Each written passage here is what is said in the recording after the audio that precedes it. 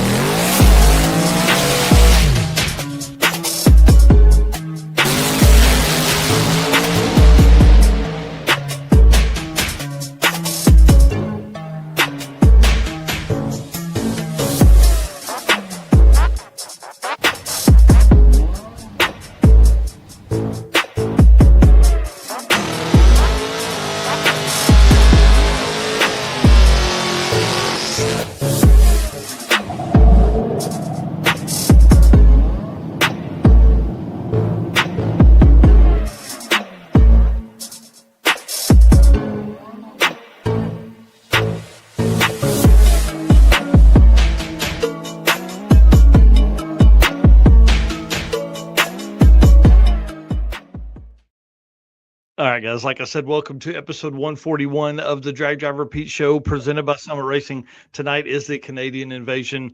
It's going to be wild. I hope you guys are comfortable. There's no way we are staying within 2 hours. So get you a spot, get your earbuds charged up, play this on the TV in the living room. Just let the whole family know we're going to have a lot of fun tonight.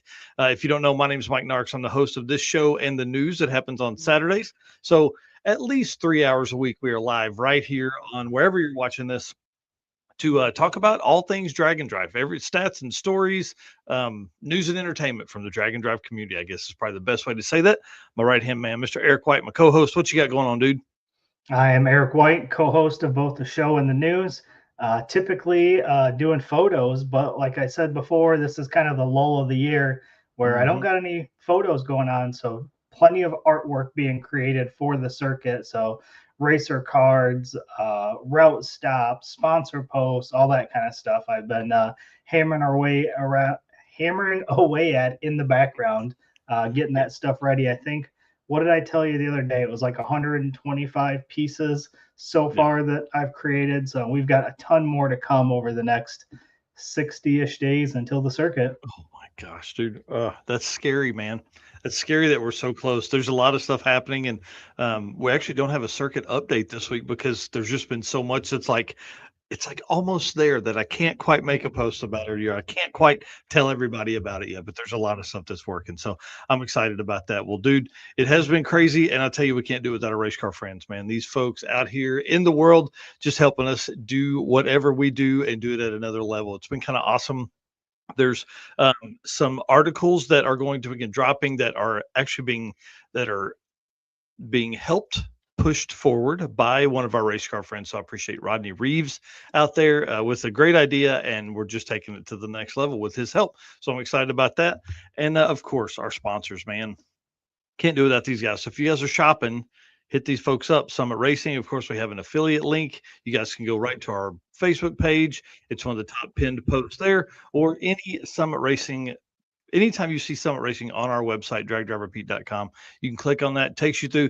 It's automatically an affiliate link that way because it basically says we sent you over there. So appreciate that. Deechworks, of course, 2 cars coming to the circuit, sponsoring our racer party. Dude, man, I love these guys. I can't wait for them to come over and for Mark Campbell to, really give Brian Acton a run for his money in the street race power adder class at the circuit. Molly Motorsports, best pistons in the game.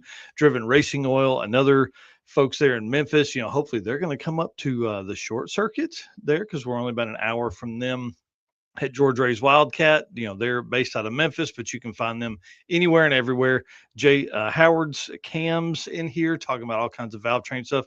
Dude, Luke B has been on a tear lately. It's been awesome. Him answering all kinds of questions everywhere. J-Wire Solutions, the stuff tonight. I love your notes on that segment tonight, talking about how they take stuff from, basically like a thought to how they actually print it and all that kind of stuff. AFCO Racing Products, Performer Built Transmissions, Car Change 3D, Power Tube TV, WAF Racing, Sweet Patina, and Racing Junk. Y'all, if you're doing some stuff, go hit those guys up. And, Summit Racing is our title sponsor here at the show and the news and the circuit as well. So we're going to let Brian Loans tell you a little bit about them. What does it mean to be built with Summit? It means you're hitting the autocross, drag strip, road course, trail, dirt, or open road with confidence. Because built with Summit means you're using parts from the top names in performance, priced to make your project affordable, and it's all backed by trusted tech expertise and blazing fast shipping. Summit Racing Equipment. Let's build it together. SummitRacing.com. Hey, before we get into this, I do see some folks making comments about Dan, Montana Dan. If somebody could send him over the link or add him to the Facebook group that we have for this Canadian invasion, that'd be awesome. I would love to have Dan on. Just didn't think about him earlier, but as he says, he is a honorary Canadian. I mean, he basically lives up that way. So, come on, it's kind of the same thing.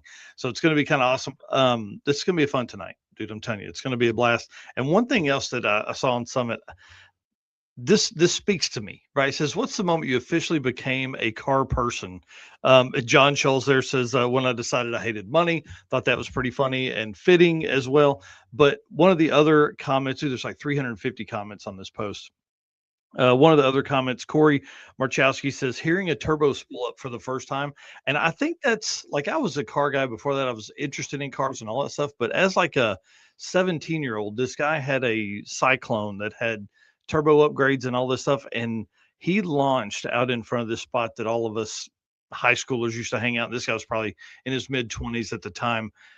At that moment, I was like, turbos will forever be my jam, because man, that thing, like, it was on, I'd never seen like a two-step on a street car, basically didn't even know what that was, and it lit off. So I was going to ask you what the what kind of your turning point was there. Man, my dad was always into cars. Him and his buddies always worked on cars. Dad had Novas, so I was always around cars. I think from what I can remember, driving my mom's old Pontiac Skylark around my grandparents' like farm or field. Just those are the things that kind of take me back to when I was into cars. But I think really when I was 13 is when I got my first car. My parents bought me a wrecked Fox body Mustang, which is fitting because that's what I have today. And did side jobs. I've told the story before, but did side jobs as a 13-year-old to save up money to buy a new front end, a new window, and a couple of the glasses were missing. So did all that stuff and saved it up so that I could fix that car up. And I think that's really probably the moment that it's like, okay, I like doing this kind of stuff. Well, and like at that point, you're looking at performance parts. You're trying to already figure out the shopping process and how to go faster and all that stuff. Yeah, I don't blame. That's cool, man. And of course, like I said, we are a Summit affiliate, so just hit the link in our stuff. Appreciate that for them. And then, of course, the Summit branded drag drive repeat merch you can get right over there, summitracing.com. Nico here sporting one of the t-shirts. You can do hats, big brim hats, and then hoodies as well on that. So throw those in your stuff. We'll see everybody at the circuit here soon. Drag Driver Pete updates. This is going to be quick. We announced the short circuit on Saturday. This happened literally like Friday night. This happened, and we announced it on Saturday morning, November 6th and 7th. George Ray's Wildcat Drag Strip in Paragould, Arkansas. I can't explain to you guys how excited I am for this. 100 cars. Dude, it may be laughable, actually. I've probably had half of that many people message me about, hey, make sure I have a spot for this. So obviously the folks that attend our stuff get, special treatment. The people that attend the circuit, the Street and Strip series, and the people that attended the short circuit last year. I don't know if this will even go to the public, to be honest with you. So we may look at that 100 car max and talk to Tyler and the team over at George Ray's and figure out, can we fit in a little more cars based on what he thinks we got going on. So I don't know. I'm excited. This is going to be a really fun one. My mom is helping. She's already looking at like all kinds of route stops because that's kind of her stomping ground over there. I grew up in that part of the state, and we've got some plans. I think it's going to be really fun over there, and to just do that 6 simple classes. This is not going to be an event where people are going to set records. I promise you that. This is going to be an event where we're going to have a lot of fun, and we're going to be at a legendary track that's been around for a long time that has done some really, really cool things. Everything is 1/8 mile. So keep that in mind. If you guys are 1/4 mile only, take that stuff back home. We don't have it over here. And then last up, Mother Road Mayhem registration is open. Again, not mandatory, but I wanted to open it up because I want to do some giveaways. So we're going to do giveaways with like gas cards for Love's Travel Stops. We're going to do free tech cards to Tulsa for other events, for other times that they're open. And of course, some Drag Driver Pete swag pack stuff. So Mother Road Mayhem, dude, you're going to go over that in just it's a couple days. I mean, we're 40 something days or something like that. I can't remember what you've got in the notes there in the driven part. And then lastly, listen, I don't know why this still takes me so damn long, but I worked on this for like 3.5 hours today. So everybody better be happy. The interactive map is uploaded, updated for all the events that I have that have addresses or that have tracks assigned to them and all that kind of stuff. So 46 of the 50 events that are on the list right now are populated in here. You can look here and kind of at the map for folks who are listening on the podcast, just jump over to YouTube. But the map is definitely US heavy. We need some events around the world, better around the world. There's 5 Canadian events, 7 Australian events, but the other 28 or 38 events are here in the States. So we need more.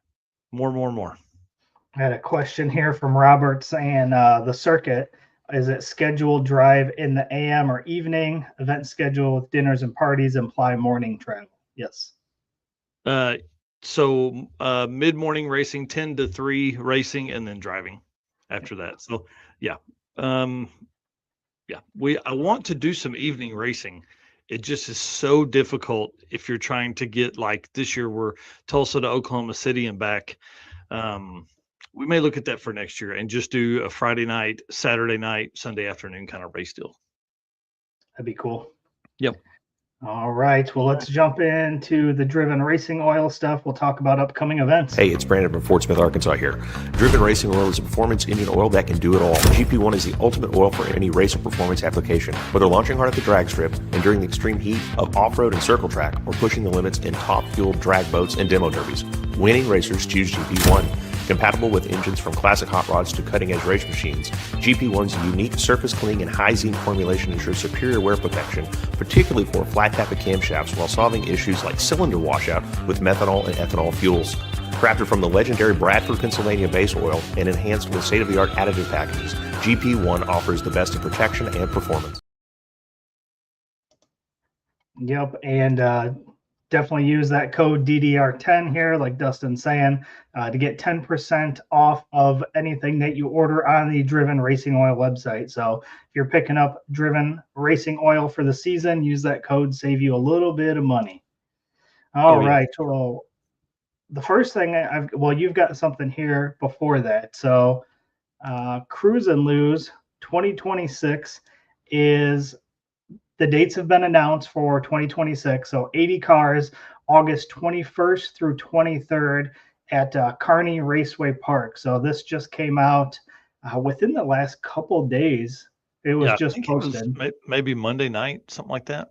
Yeah. And registration opens here pretty quick. Oh, you've got Yep. it on the bit here. Yep. Yep. And then one that I didn't even get a chance to put a picture of in here because it just opened up an hour ago. East Coast Drag and Drive has opened up registration 1 hour ago. So that is available now for you guys that want to get into that. East Coast Drag and Drive. Again, registration is open for that right now. And then looking at our upcoming registrations. So we just talked about the Mother Road Mayhem. That one is available now for registration if you want to get into that. But this Saturday, we have 3 events that are opening up for registration. We have Redwood Rally, Havlic's Fastest Streetcar Shootout, and then Cruise and Lose for the veterans open up on Saturday and the newcomers on Sunday. So it's going to be a busy weekend for events. So make sure if those events are on your schedule, make sure you're ready this weekend on Saturday to register for those. And then the following weekend, we have Pistons in the Pines, which is opening up on March 15th. So tons of events still with registration upcoming. So if you haven't gotten into an event this year, and there's still some bangers coming. Mm-hmm. So just wanted to throw a couple photos in here just to get people hyped up. Redwood Rally. I mean, look at the scenery in the back of that photo. How cool is that? Yeah, I'm in. So that one's going to be awesome. Obviously, they have some of the coolest trophies in all of Drag and Drive. Like those pine trees are so awesome. So definitely opportunity to grab one of those at Redwood Rally. And then you've got, again, Havlic's Fastest Streetcar Shootout coming at 8 a.m. on Saturday. So this is for anybody that wants to get in, again, Saturday morning.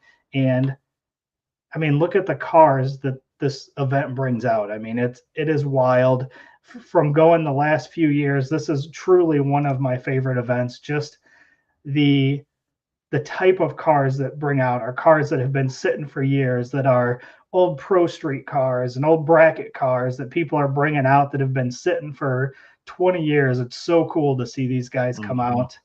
And they did bring out a new class for this year. It is a 950 index, which we haven't seen really a 950 index in any other event. So this is going to be really cool as well. Yeah, I'm excited about this one. I think this is going to open up a new era of fast streetcar stuff.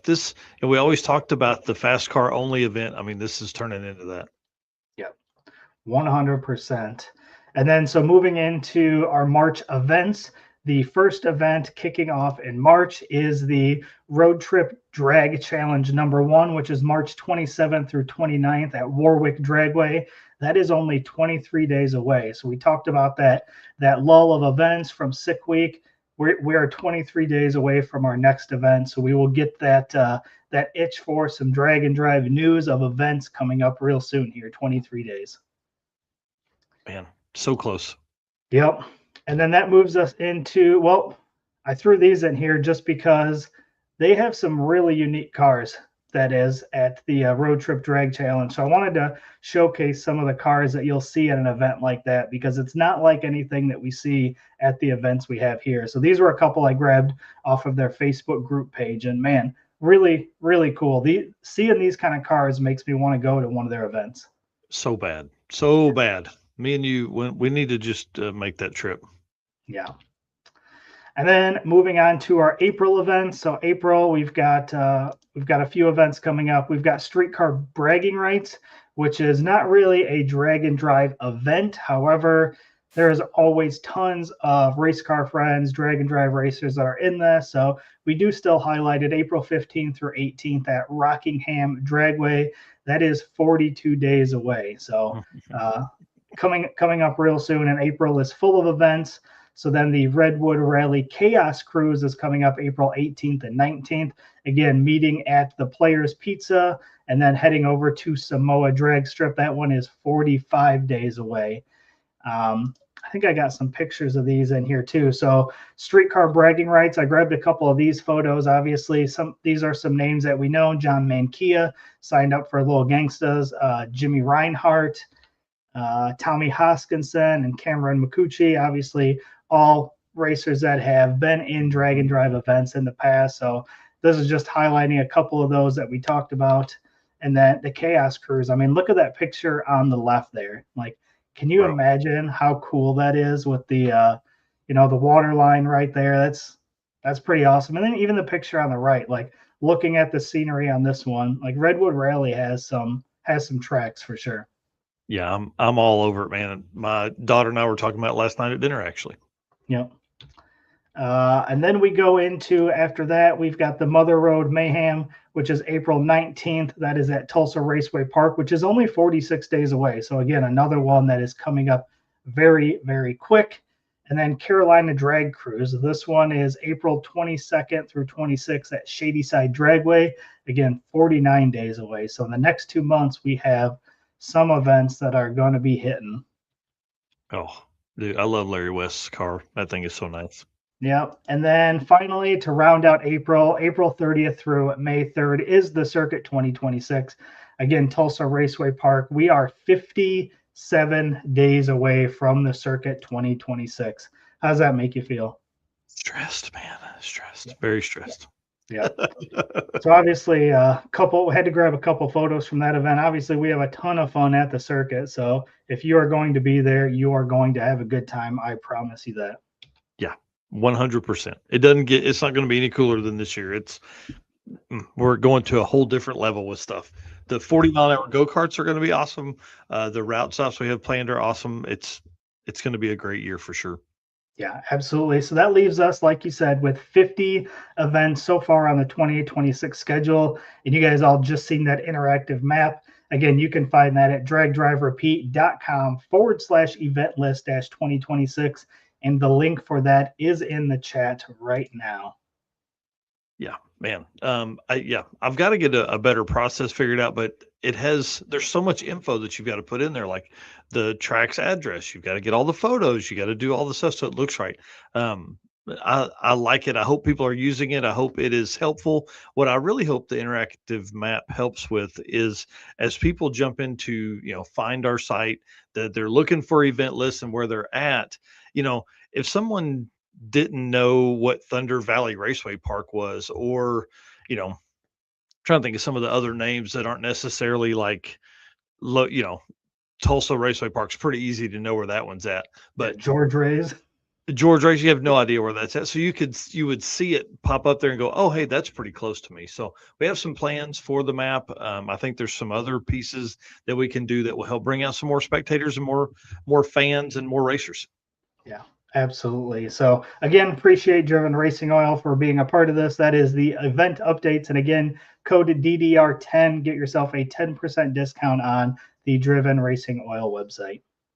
For sure. All right, dude, let's work into some J-Wire solution stuff here. I'll play the video and then we'll get into it.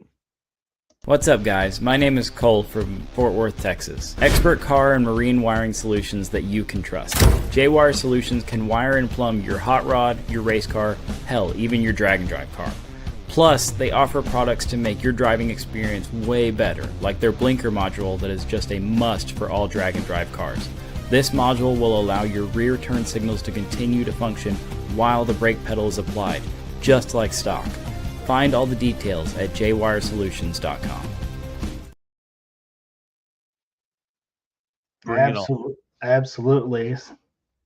Robert Lamperic here says the circuit question: small tire rules ? 17-inch wheel exclusion. No idea. Gonna have to look into that. 4-wheel drive for the tailgate class. Bring it on. Same rules for 4-wheel drive. 17-inch exclusion. I don't know. I would think we probably would allow a 17-inch tire on that stuff, but I will definitely take a look. I'm making those notes now in the note section that Eric can have backstage, so we can go from there and I can get those answers for you. I'll post those on the circuit page and on Drag Driver Pete as well. Beautiful. So J-Wire section here, post they had just the other day I thought was really cool. It said, this is what R&D looks like for our shop. from a vision to cardboard to plastic and finally a finished product. So you can see there, this is right up my alley. This is stuff that I enjoy, is the creation of products like this. This is exactly how I started doing the trim rings, came up with an idea for my personal vehicle, did this exact same process, had a 3D printed one, had one machined, and that's where I ended up today. So this one was really cool. They said we will have a product release information coming next week, but this is going to pair great with a shock sensor from our friends at Low Dollar Motorsports. So kind of give you a little bit of hint of what this is going to be. But I like this. Again, I like the design aspect. I like the rapid prototype with 3D printing, what it gets you. And yeah, I saw this and I really enjoyed this part. Yeah, this is right up your alley. Me, I'm like bending and cutting shit just right from the gate. You know what I mean? I have no idea what to do. So I'm like, yeah, bring me that piece. And then I ruined 3 of them and finally ended up with one. So this was probably faster in the long run. Yeah, absolutely. How fun. And then we move into some Detroit Autorama update. This was really cool. They did a top 3 for a drag and drive category, which was really cool. So first place there was Nick Cryer, obviously the beautiful 33 Ford Coupe. Second place was the Deal Brothers, the 01 Mustang. Obviously, we all know that one. Beautiful car, freshly rebuilt. And then third place, Joanna Reed in the 2018 Ford Mustang. So super cool to see all of those guys and girls end up with a trophy for going out there to Detroit Autorama. Super cool. Yeah, for being in a car show, which, I mean, those cars are nice enough to be in car shows. Yes. All 3 of those are very nice cars. Yeah, we just do prefer them on the street. So, right. Now that they're cleaned up, let's get them dirty. Yep. Awesome. So very cool there. And I don't know if you saw this one. This one was some big news over, I think it came over the weekend. S&W Performance is closing. So Drag Illustrated had a post here. It said, after 67 years in drag racing, S&W Performance Group has officially announced it's closing its doors. Since 1959, S&W has been a staple in chassis, roll cages, and suspension components across grassroots racing.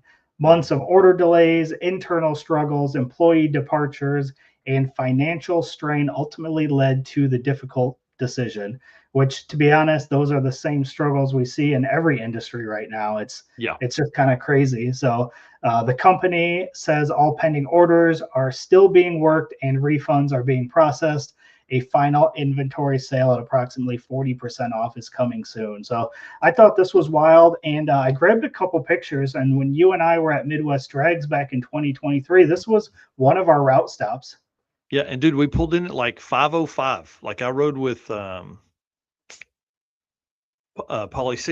Castiglione, and we pull in. It's like, I'm telling you, 5:05, and it was locked up tight. Yeah, they were walking out. They blew my mind. Yeah, so, they weren't having us. Yeah, this has been it's been an ongoing deal, man. They've really been taking some big time hits, being quiet for months at a time with customers, and then not shipping stuff, not refunding money. So there's been a lot of people saying, man, they've got some deals right now, but be very cautious. If you can't drive over there and pick it up, do not order stuff from here, because man, who knows if you're going to get it. Yeah. But for a long time, this is one of the reasons people are so scared of private equity, is because of this right here. It's like they see this happen all the time. And when you pour in a bunch of money or pay a bunch of money for a business, you need it to make money. And I don't think they had the processes down.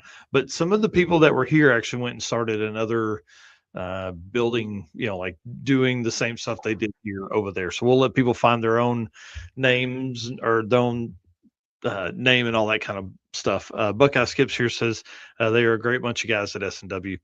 Again, I don't know. Never ordered anything from them. Everybody always says the parts were great, but now it's a struggle to get those. So, makes it always tough. Yep. Absolutely. And the last piece here under the J-Wire section is Rick Beam had an update on his S10. This was kind of cool. Said went all out on brakes and safety, or for safety and weight loss. So this was kind of cool. He said, my kid is going to drive this, and light equals less horsepower and abuse to hit our targets. So the truck lost around 200 pounds over the winter, which will help us get into the 8s. So pretty cool there.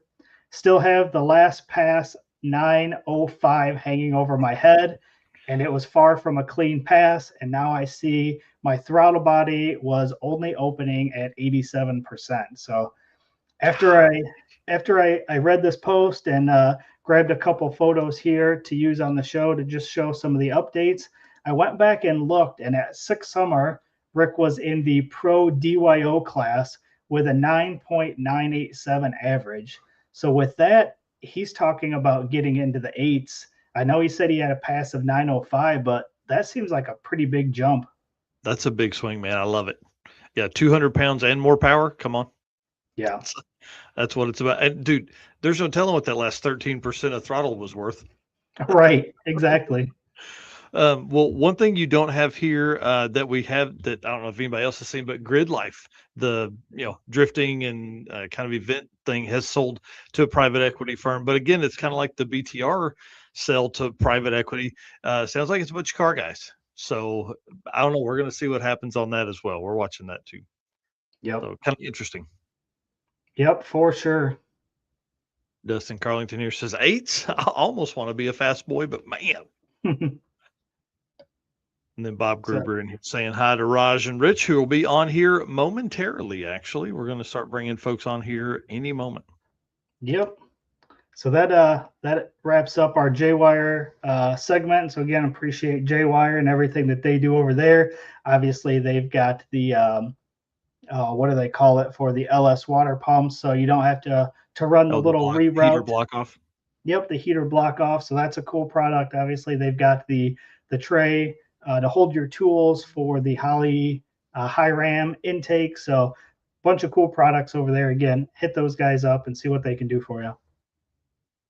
Perfect. All right. Well, dude, let's do it. Let's hear from Scott Klontz over at Molly, and then we'll start bringing in the Canadian Invasion. Looking for a forged piston kit for your vehicle? You need Molly Motorsport Power Pack.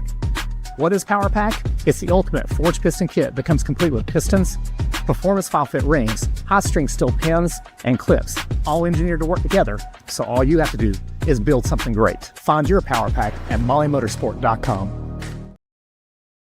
Man, he does a better job of that than I did. All right, so let me explain to what this is going to be like tonight. The Canadian Invasion is a bit wild. So we have literally like 8 or 9 people backstage right now. We're going to work through this. We're going to bring basically everybody on during this segment, during the Molly segment. We're going to bring everybody on, let them introduce themselves, tell where they're from. I think that'll be kind of interesting. And then also kind of what car they've built, what they have brought, out most recently, and some questions like that. Then we're going to move into basically talking about sick week stories, what they did right, what they did wrong, how that went. One of the biggest things I want to talk about with this group of people is the travel required for them to come to the States to do these kind of events. Then we're going to talk about, basically why drag and drive, what they like most, because that's what we do here. We love drag and drive. I don't hear other people's stories. And then I want to find out what us Americans take for granted. Now, the guys were joking in the group chat. They were like, hey, this could be an hour-long conversation at the end. So I can't wait to get into that. So again, get comfortable, get your spot, sit down, get ready for a good night, ask questions in the chat. I mean, we have a plethora of people back here that have done many, many drag and drive events, both in Canada and here in the US. So I think this is going to be kind of fun. So my plan is to bring them on individually and just continue to add to the list. So there's going to be at one point 8 or 9 people on the screen at one time. So maybe best if you just listen. All right. What's Dustin saying here? We did okay in DYO, U versus U class last year. Ran SME at Hot Rod Drag Week. Yep. All right. Well, I think first up, let's bring in Sheldon and Isiah slash the shop. Come on in here, dude. You're laughing like you knew you were coming on first. I'm laughing at all the names this guy gave me. Yeah, it's awesome, man. We got to run through them all. So you're no longer witness protection. you're out in the open, so you're on live with everybody. But tell us who you guys are, and we're not going to ask everybody about their trip to Sick Week in this first spot, but we definitely got to ask you guys to kick it off and kind of tell us what's up. Sure. Yeah. So I'm Brett. I have a small YouTube channel up here in Canada called The Shop, and we just build cars on the side and just like to have fun. Pretty simple. I'm Sheldon Root. We started a YouTube channel called the Canadian Acadian. That's what the nickname of the car is. It's a 1962 Acadian. Built it myself. And here we are. Yeah, and you guys had a fast first part of the Sick Week, but then it didn't maybe end as well. Yeah, we went fast. It ended just as quick as it started. I mean, yeah, we went 650. We thought it was, not aggressive, but the engine had other plans, and we came home with our tail between our legs, and we're going to have to fix it. Ouch. That's tough. Yeah, you guys were talking earlier before the show started kind of what the next plans are for the car. So we're going to talk about that later, but I'm glad you guys are on here tonight. This is going to be fun. And you're the only people that are next to each other. Everybody else is singles. So this could be kind of a blast. So next up here, going to bring in Steve Groeninck, which everybody will recognize from it's a Celica, right? Not a RX-7 or Opal like I kept calling it. Well, if you're in the rest of the world outside of the Freedom area, it's called a Celica. Celica? But yeah, I don't know. That doesn't spell right to me. Yeah, so it was a 73 Toyota Celica with a 388 aluminum LS and a Glide. We were at Sick Week in 23 with it and went 7.0 at 198. And then I had a rod failure this summer, which ended the car. And now I'm building a 66 Mustang Coupe. Awesome. Stick shifted drag and drive stuff and cruising. Stick shift drag and drive. So Rich has rubbed off on you. Wait, that sounds bad. Actually, I had originally bought a T56 Magnum. I had one of the very, very first ones back in like 2010, 2011 when they first came out. But then I wanted to go fast. Yeah. Loaded the purse up. There in the passenger seat. I'm with you. Let go of the button. I'm with you, dude. Believe me, I can't drive fast anything, so it doesn't matter on my side. Next up, the man, the myth, the legend. This is probably one of the most notable Canadians out there, Mr. Rovic, Mr. Raj Virahuja down here, the burnout king of all of drag and drive. If you see Raj and he's not doing a burnout, probably because he's trying to keep lettuce on the taco. So, no lettuce. Hey, this isn't Blasco stuff. Cilantro. Yeah.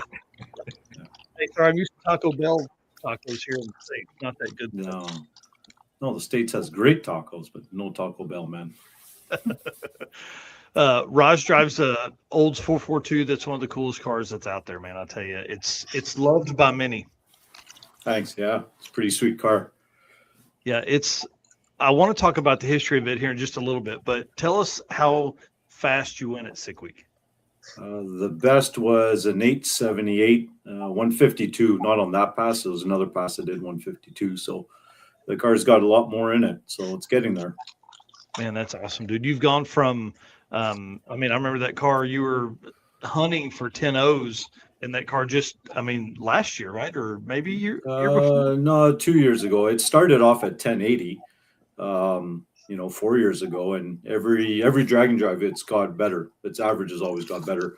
And it's always stepped up. But this last one, I jumped more than half a second since last year, since Smokies.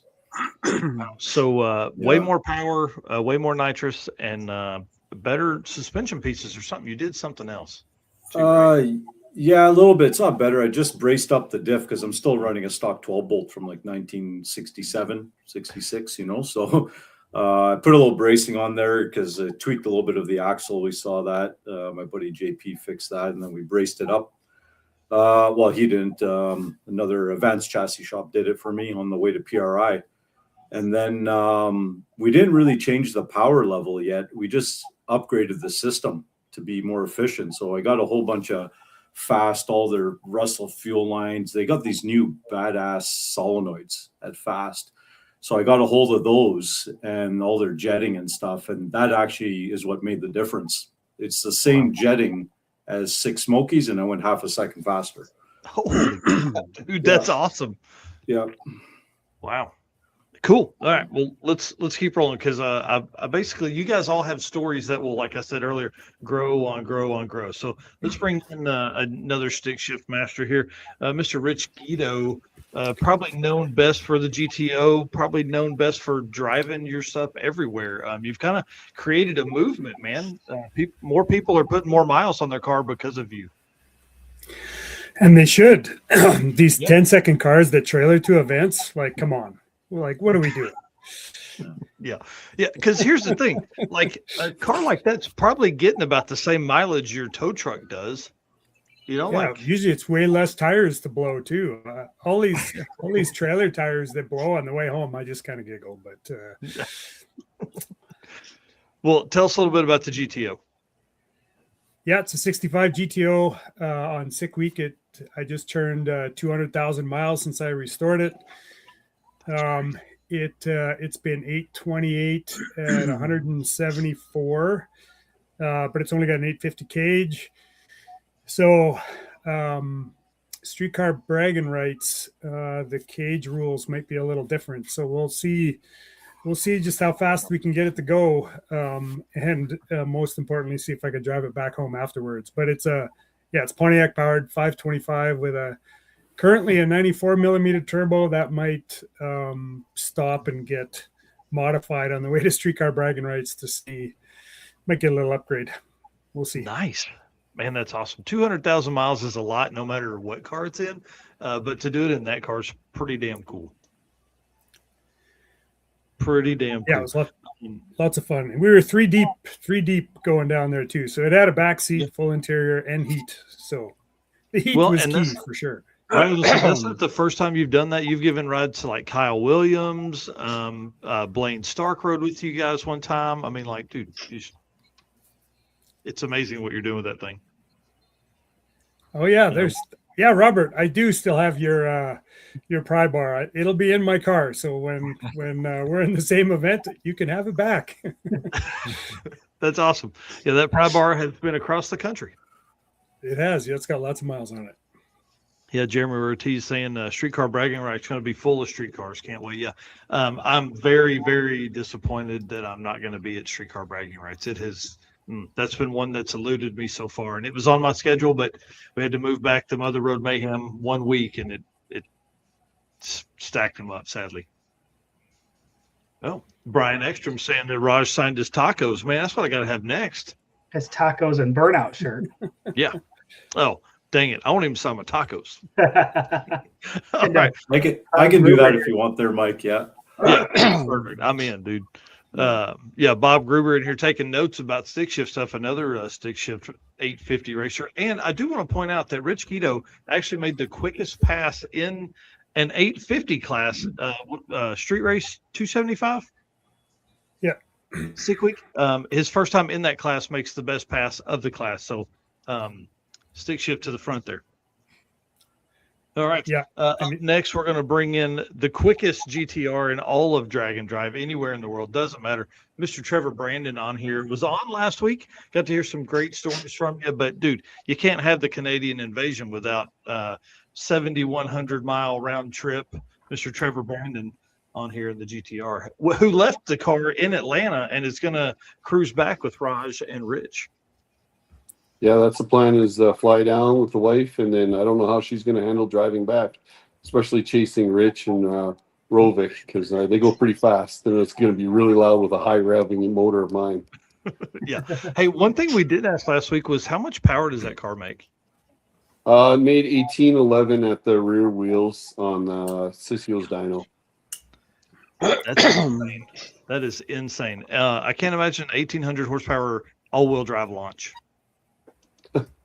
That's pretty impressive.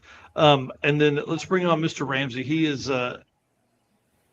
co-pilot extraordinaire, was down. I got to sleep in the same hotel room with him. He said not in the same bed. He's not. no cuddles over here from Mike Narks, but that's okay. Maybe next time we got to get to know each other. That rockin' beard is awesome. But Ramsey's done a ton of events. We met actually the first time on 666, so he's definitely come down to the States some to do this stuff. So tell us what's up, man. Yeah, you bet. So I started PFD Performance YouTube channel, and we did a 2011 CTSV wagon, kind of our first drag and drive car. Maybe approached it a little bit differently and completely custom painted it. Didn't help us go any faster, but we looked cool doing it. So we started up here in Canada with Miles of Mayhem. And then, I think what really solidified the drag and drive stuff for me was Death Week. How could you not after going to that one? So got to meet so many of these guys doing that. And now we got some other plans. 72 Opel with a big block and a supercharger that's trying to just keep up with these guys. Yeah. So as we add people, we need to keep you and Steve kind of close to each other. Small cars, big motors, man. That's the way it's supposed to work. Right? Yeah. Must be like something the up in the Brady water. Bunch here with all the... Somehow his Opel had a big block in it, and I don't know how that thing fit because it's the same size as the Celica. Yeah. I don't know. It's more. It's over my pay grade. I'll tell you that much. I can't imagine trying to fit that thing in there. We got two more folks to add on. Let's add on Mr. Shaun. What no way on here to tell fun stories, dude. I'm heartbroken, bro. Heartbroken. We didn't see an 8 while you were in Florida. Yeah, I was trying. Oh man, that's so tough. We needed Matt down there to I don't know, tickle the keys or something. A little more. We had some issues that once you throw a bunch of boost at an engine, it finds every oil leak, every place an oil can come out. So we shut down because we were leaking oil into the catch pan. And I went and told Wade, I'm like, yeah, we're done for the day. I'm leaking oil. And he's like, well, I appreciate that. Most YouTubers just go and oil the whole track down. So he was very, very happy that we shut it down, I guess. Yeah, that's awesome. Well, you end up running a 9.0, was it 5 or 8 during the week? 907 at 149. God, dude, that's awesome. That 4-door Chevelle. Like that car gives me hope for fun 4-door man. It far surpassed what we were hoping for, like 980s, and we ran that on test day. And Matt looked at me, he's like, it's got way more. And so we were told kind of where we should be with it from Blueprint, and we kind of just threw what they told us out the window and took the engine a lot further, and it survived. It's still running great. So yeah, that's awesome. And what cubic inch is it? It's a 540. 540. Yeah, that's what I thought. All right, we got one more person to add on here, and then we're going to start with stories. I promise. Mr. Kyle Fredrickson, dude, I don't know stuff about you like I know about everybody else. So I apologize, man. I can't give you like a big crazy intro, so you're gonna have to do it yourself. Yeah, no problem. I'm pretty new to this whole thing. We've done 2 drag and drives so far in my 1985 square body sitting behind me. It's a fully stock truck, not painted or anything. I pulled it out of the weeds. I traded an excavator bucket for it. And we completely gutted it. It's got a 406 small block Chevy in it. NA for now. It runs 11 O's, which weighs 3850. That's impressive, dude. Yeah, no, we built it. I saw everybody doing these drag and drives, and I was like, oh man, that's cool. and so I signed up for 666. Without a vehicle. So when we signed up, I didn't have a vehicle for it. So we were forced into the nearest farmer who had a pickup. It was a short box. I've always liked trucks, so I wanted to do a truck. And so we got it done in about 4 months. Wow, that's awesome. What trans setup is in it? It had a turbo 350 in it, and I'm currently just putting a 400 with a gear vendor. So that hopefully we can drive down, because I'm from Vancouver Island, British Columbia, so about as far away from most drag and drives as you can get. Wow, that's Let's do that real quick because that would be fun to know where everybody's from. I should have created a map and dropped some dots on it. But Kyle wins. I don't think so. Go further north. Yeah, he's further. He's further. Yeah. Raj wins. Man, that's crazy. But he's the most west. He's like on the ocean on the west side. So. Yeah, we're literally on the ocean. Ocean, then an island, then ocean. Yeah. Man, that's wild. So where's everybody else from? Anybody at least close to the States? I'm an hour next to north. Alaska. Yeah, I'm an hour east. An hour east of Alaska. Yeah. It's the wrong state. Well, Alaska is not the hours state. north. Alaska is Alaska. It's not the lower 48. They don't consider them as part of the United States. The Alaskans don't. Yeah. I don't blame them. It's very far through. You might as well, I mean, they might as well be Canadians. No, we'd rather be Alaskans.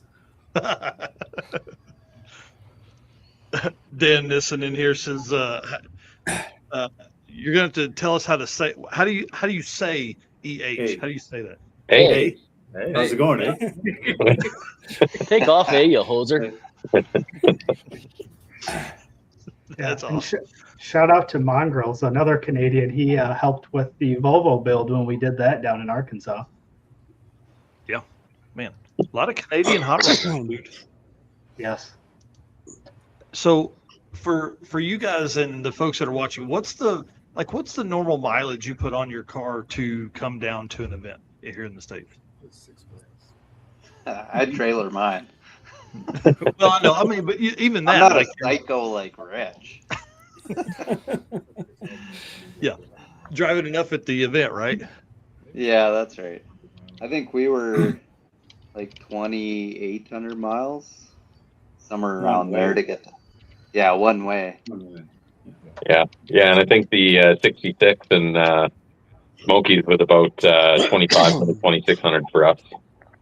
Man, that's crazy. It's 26 for us to excited get down when this they're- week. when it's- Sorry, Rich. go I'm ahead. excited when it's only 2,000 miles. That's a close Oh, one. really? Yeah.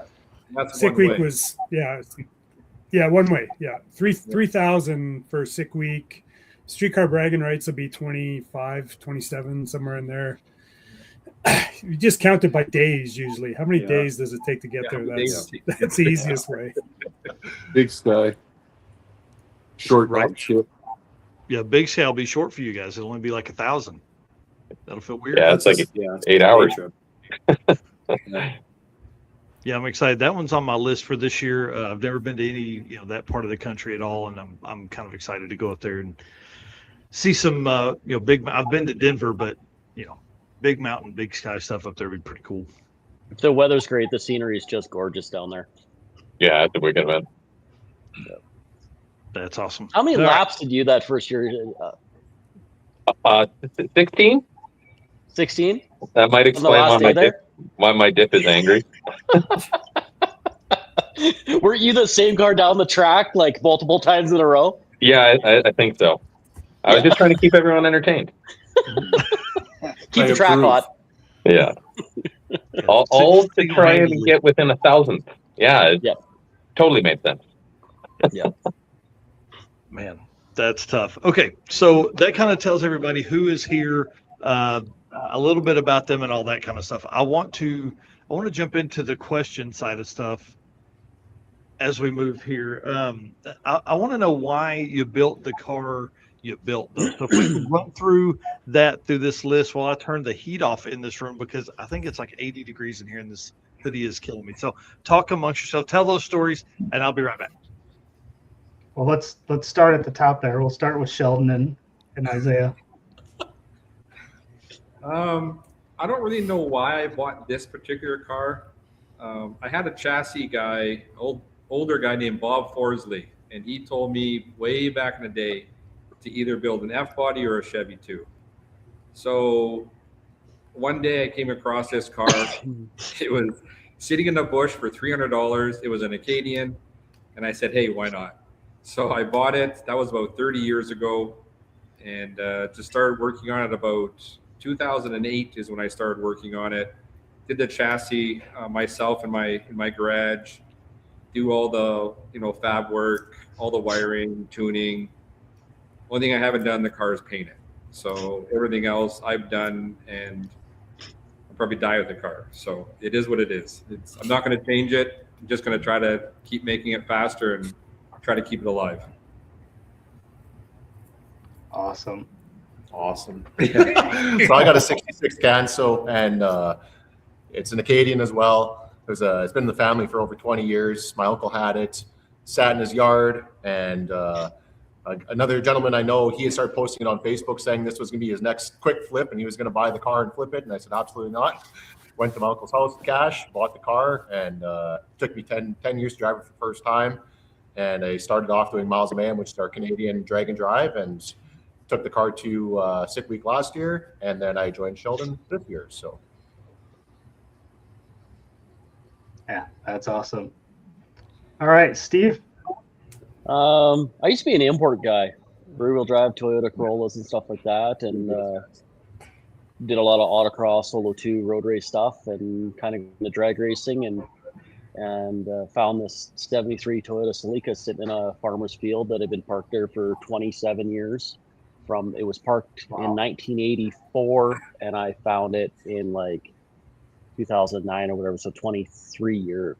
I don't know what the math was, but it was over like 27 years if I remember what the actual math was. And I built it as a pro touring, so it was like a twin turbo 4-liter Lexus motor, T56 Magnum. I had started drag racing it, and drove it to the track, raced it, went 10-1 at 149 for a 10-1. So it's like, that was pretty fun. And they ended up with broke the rear end at the 8th mile and stuffed it in the wall. It in 0.3 of a second, it went from 115 mile an hour to stopped.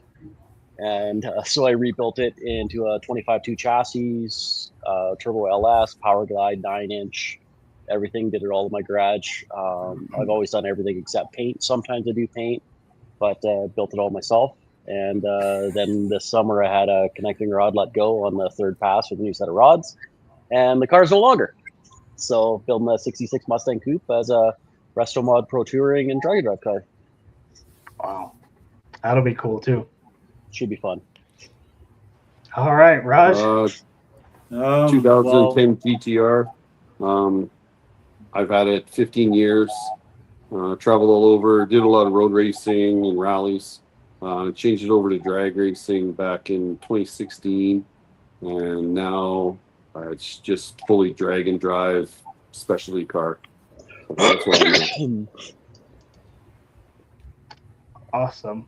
We'll go with Rich next.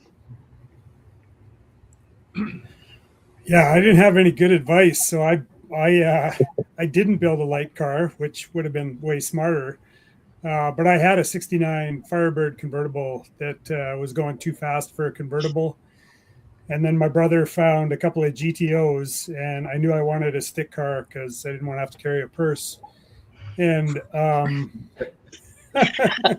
sorry about that. It was red, red interior, black exterior, and I had a big trunk. I knew I wanted to do drag and drives, so this one fit the bill good. I mean, it was a total disaster when I got it, but it turned into what it is today. So, well, it's pretty awesome today. So, all right, Raj. Well, Oldsmobiles, I've had tons of them. Started out with 72s and worked my way down to 68s. And then I found my first 67, not the one I'm drag and driving. My one, I still have it to today. It's maroon. It's pretty sweet. And I knew about drag and drive, just never got to it. And then I don't know what's going on there. And you just want to take over, eh? But your stuff there. Apologize. Working way back. And anyways, ended up wanting to do this drag and drive, and my maroon car wasn't gonna pass tech in the States where I was running it in Canada. They kind of turned a blind eye, getting into faster than 1140s, 11 O's, and so I knew I wanted to go quicker. So just by dumb chance, I came across the current 67, which would have been my like fourth one or something like that. I got 4 or 5 of them. And right off the bat, I wanted to build it for drag and drive. So get a cage or a roll bar first, and better, make sure the suspension's good, body bushings, all that stuff. And found it in West Virginia. I actually bought 2 cars. That was a deal. One was a parts car and that car. So I hauled them back to Canada and then started building it. And then COVID hit. So couldn't go in 2020, signed up for drag week, couldn't cross the border. Same thing in 21, tried to win across the border, got turned around. They didn't quite like my story when they searched the car and found 2 nitrous bottles in there. They couldn't understand why it was a street car with a bunch of nitrous bottles in it. So I got turned around in 21 and then went to 22. So it's sick week. So that's where it all started. And then, the needle gets stuck in the vein pretty far, and it's stuck in there now. So 16, 17 drag and drives later since 22. We just make the car go quicker and quicker. So you got to catch up to Rich here. Big A-body cars, we obviously have the same thought process because, man, these things drive like Cadillacs at 85 miles an hour. It's the best driving car around. Yeah, Raj definitely has that. It's a direct feed line for Raj now. There's no more bumps. It's straight in. There's maple syrup. There's drag and drive. There's tacos. Like my arms are full. So yeah, that's awesome. Shaun, what about you, buddy? So we picked up the 71 4-door during COVID. We were bored, had nothing to do, so we figured we'd pick up a car to work on, and we took it to its first car show, and we parked beside a guy with a big block, and I was like, nah, we can't have a 307 in it. So we put my demolition derby engine in, which is a 355, and it was roughly 500 horsepower. We thought it was great and had some fun with it, and then tore it all apart. I was going to do an LS twin turbo setup and ended up selling all that to fund my business that I was starting. And we were at SEMA, 3 years ago, and I was talking to one of my YouTube buddies and like getting some advice on how to get my page going. He's like, build a car. So we pulled the Chevelle back in and took the body off of it. I built all the frame stiffeners, everything. We notched the rear frame, boxed the frame, did a whole bunch of stuff, all new suspension, everything. Built the cage, and sick week last year was our first event with it, and we ran 11:13 was our best run with it at, I think it was 120 mile an hour, and we were excited about that. We were fueled out with what we were running, but it's a fun car. It's like Raj was saying, the big A bodies, they're like caddies going down the road. They're super fun. So we were hoping for high 9s, and we're at low 9s. So we kind of moved our hopes down into the 8s. And once we hit that, we'll just detune it a little bit and have some fun with it. But yeah, I don't know if anybody can hear that, but it is thunderstorming right here where I am. Hopefully you can't. Hopefully the lights stay on in here. Kyle, tell us about your truck, man. You kind of did a little bit ago, but a little more detail this time. Yeah, I told you guys a little bit, but unlike those guys, I chose probably the worst driving thing. It's pretty scary, anything above 80 miles an hour. But yeah, in 2024, I took it down to the frame and just built it back up. So it's basically a brand new truck minus paint. But it's got a Ford 9-inch in it. I did have a turbo 350. Now it's got a turbo 400. We're going to put a gear vendor in it. We've always been small block guys, so I had to go with the small block. It's a 406, but standard bore, just stroked. It makes 600 on the motor. I'm going to add some sort of power at it this year. I don't know what I'm going to choose yet. The 250 shot, man, that'll do it real good. Yeah, that's not out of the question. And you got a big box for a bunch of. You got a box for a bunch of pistons in the back if you go nitrous. But if you go turbo, Yeah. you could slap a couple of them in there. Lots of room. Except for Yeah, you I can start could- torching holes and stuff in your block with those turbos. You never Yeah, know. well, the good thing is we can pretty much fix it all. So Yeah. it's no Yeah, big nitrous deal. is very, very easy on motors. It's It is, man. Look what I'm doing. yeah, consistent. That man, 27 passes in a day. That shows the Bill Travato racing way right there. Oh yeah. He built some Are you badass still motors. Leaf Springs, Kyle? Yeah, leaf springs with the Caltrack setup. Yeah, it works really good actually. It goes pretty straight. Yeah. Yeah. Yeah, those trucks were never made to go very fast. So anything No. above them it's like this brick, and that huge opening in the front really enjoys kind of moving around with the air. Yeah. You have no idea how much the hood bends when you're going 100, 120 miles an hour. It's pretty scary. But yeah, I don't know. I've got lots of things I want to do to it. Just that whole time thing gets in the way. Yeah. Yeah. And you're a young man. Just wait. You'll find out. Yeah. You'll be like, wait, it's already Thursday?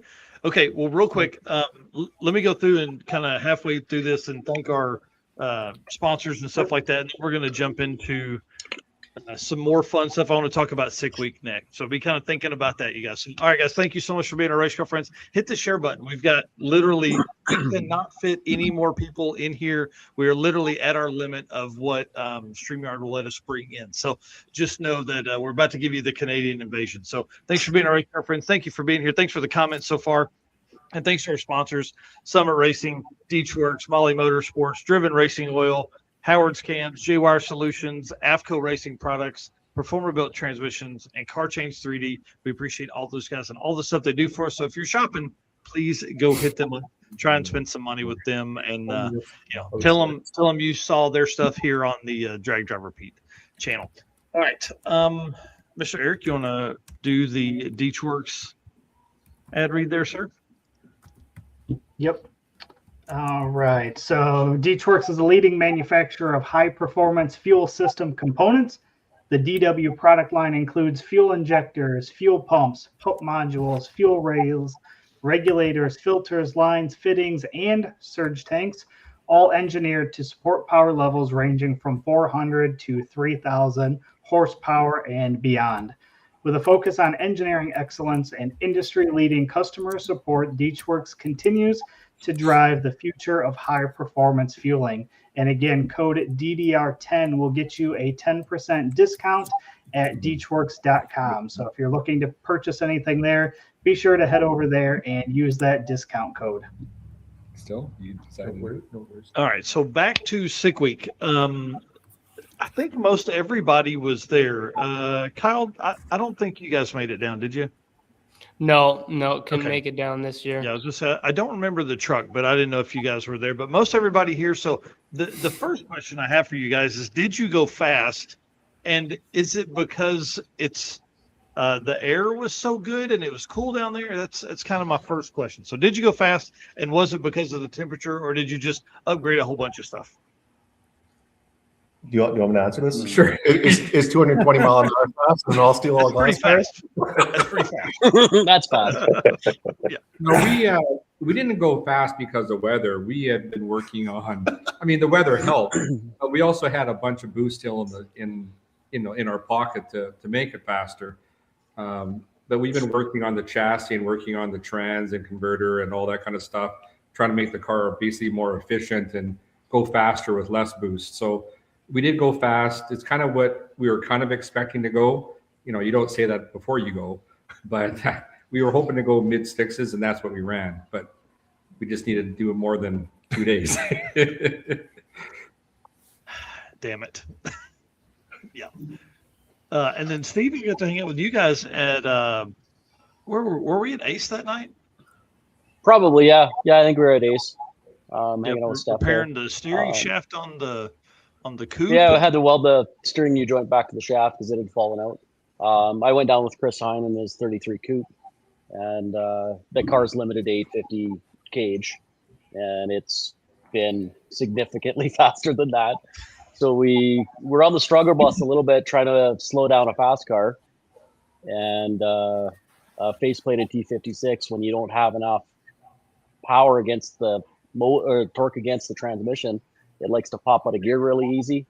And so Chris was pulling on the shifter a little bit, and he'd end up pulling it out of gear before it would hit his shift window, which means it didn't have a timing retard to get it back into gear.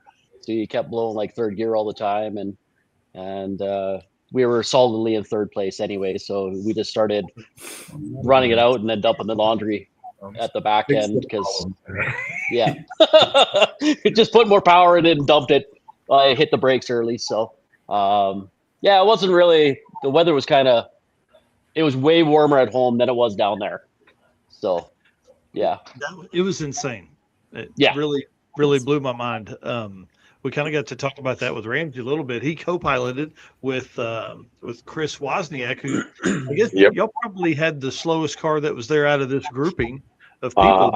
I would say pretty comfortably.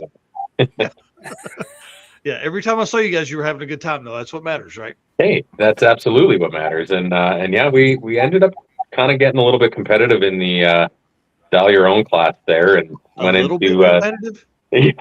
we went into the end of day 3 with only a 1,000 spread, and then just trying to help Chris dial it in and keep hitting his number. But unfortunately, we couldn't quite get all the way there. But helped him get his second place, and yeah, he was 11:30s. 11:35 was kind of his number he was trying to hit, but yeah, we had a good time doing it. Yeah, ended up running a PB for him. So I mean, you guys went fast too. Went fast for I think he hit an 11:28, which was his kind of fastest pass ever in that car. So he was super excited about that.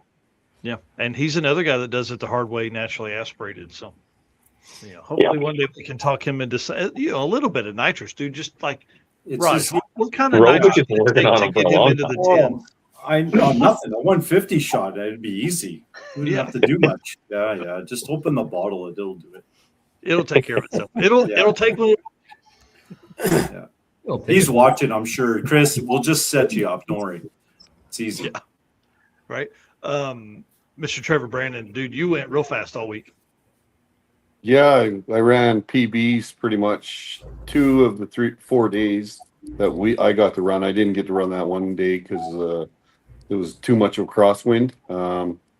The car was actually turned down from what it could have ran. It's set up to run 750s, but I've never been in the 7s, so running 770s is a big jump for me, and a lot happens at that speed. I ran a 760 the one day, and 181 to 183 mile an hour. So I'm hoping to go a couple tenths faster at bragging rights at least. So that's my plan. Awesome. Yeah, I think leaving the car there and then you guys driving back will turn out as really it's going to be such a fun adventure. The adventure is going to be the drive home for sure. Yeah, you and Aaron tied up in the car. She'll be like, "Get me out of here." Especially driving with Rich and Rovic. I got that experience on Death Week, and even in the V wagon, it was moving. Dude, what are you even talking about? I had to back off, and I was in a regular F-150 truck. You and Chris Wozniak and Raj were just cruising, man. I'm like, I'm not comfortable towing this trailer that fast. We've all been indoctrinated. Yeah, you guys weren't scared at all. It was awesome. Rich went real fast, and again, just to say it, I mean, dude, Street Race 275 goes the quickest pass of the week in the class in a stick shift car in a class he has never raced in. So, pretty impressive week, sir. Yeah, I obviously there's some tools that I need to get familiar with that will help me dial the car into exactly that. But I was pretty happy with an 856 average. But when you ask about the air, I don't know if you know, my car's a bit of a brick. In fact, some of my best mile an hour was in Colorado because the air is thinner and my car just slices right through the thin air. But now that I'm like pushing the car a bit, the dense air will definitely help with streetcar bragging rights. And especially with a little bit more turbo in it, like I said, I'm hoping that it'll be good air there. And I would love to drive it down there, run a 799 with a 9 and not an 80 with no, and drive it home. That would be I'd be pretty happy with that at 4,000 pounds. So we'll see. Wow. Yeah, that'd be awesome. Raj? Yeah, well, pretty much right from driving it into Florida, from the 2 test days that we had, every pass the car went faster. I was like pretty surprised because, like I said, the jump, like the car had been 920s, but like a 945 was about like where it would live last year, all of last year. Couldn't get it quicker, like only that one time in not streetcar bragging rights, US Street Nationals. So to go from a 940 to an 890 and then an 880 and then an 870, like every day it went quicker. Couldn't really hot lap the car because nobody told me, and I'm still upset about this, that when you go 8 seconds, so Kyle, like, listen to this and everybody else, you keep breaking things every other pass. You can't do 2 passes in a row. So I didn't make 2 passes in a row for 9 days. I broke something pretty violently every second pass, but fixed it and kept going quicker. So you do go faster. I never went backwards, but it's brutal, man. And the error had nothing to do with it. It's just power. Power keeps breaking things. So you break less things if it's lighter.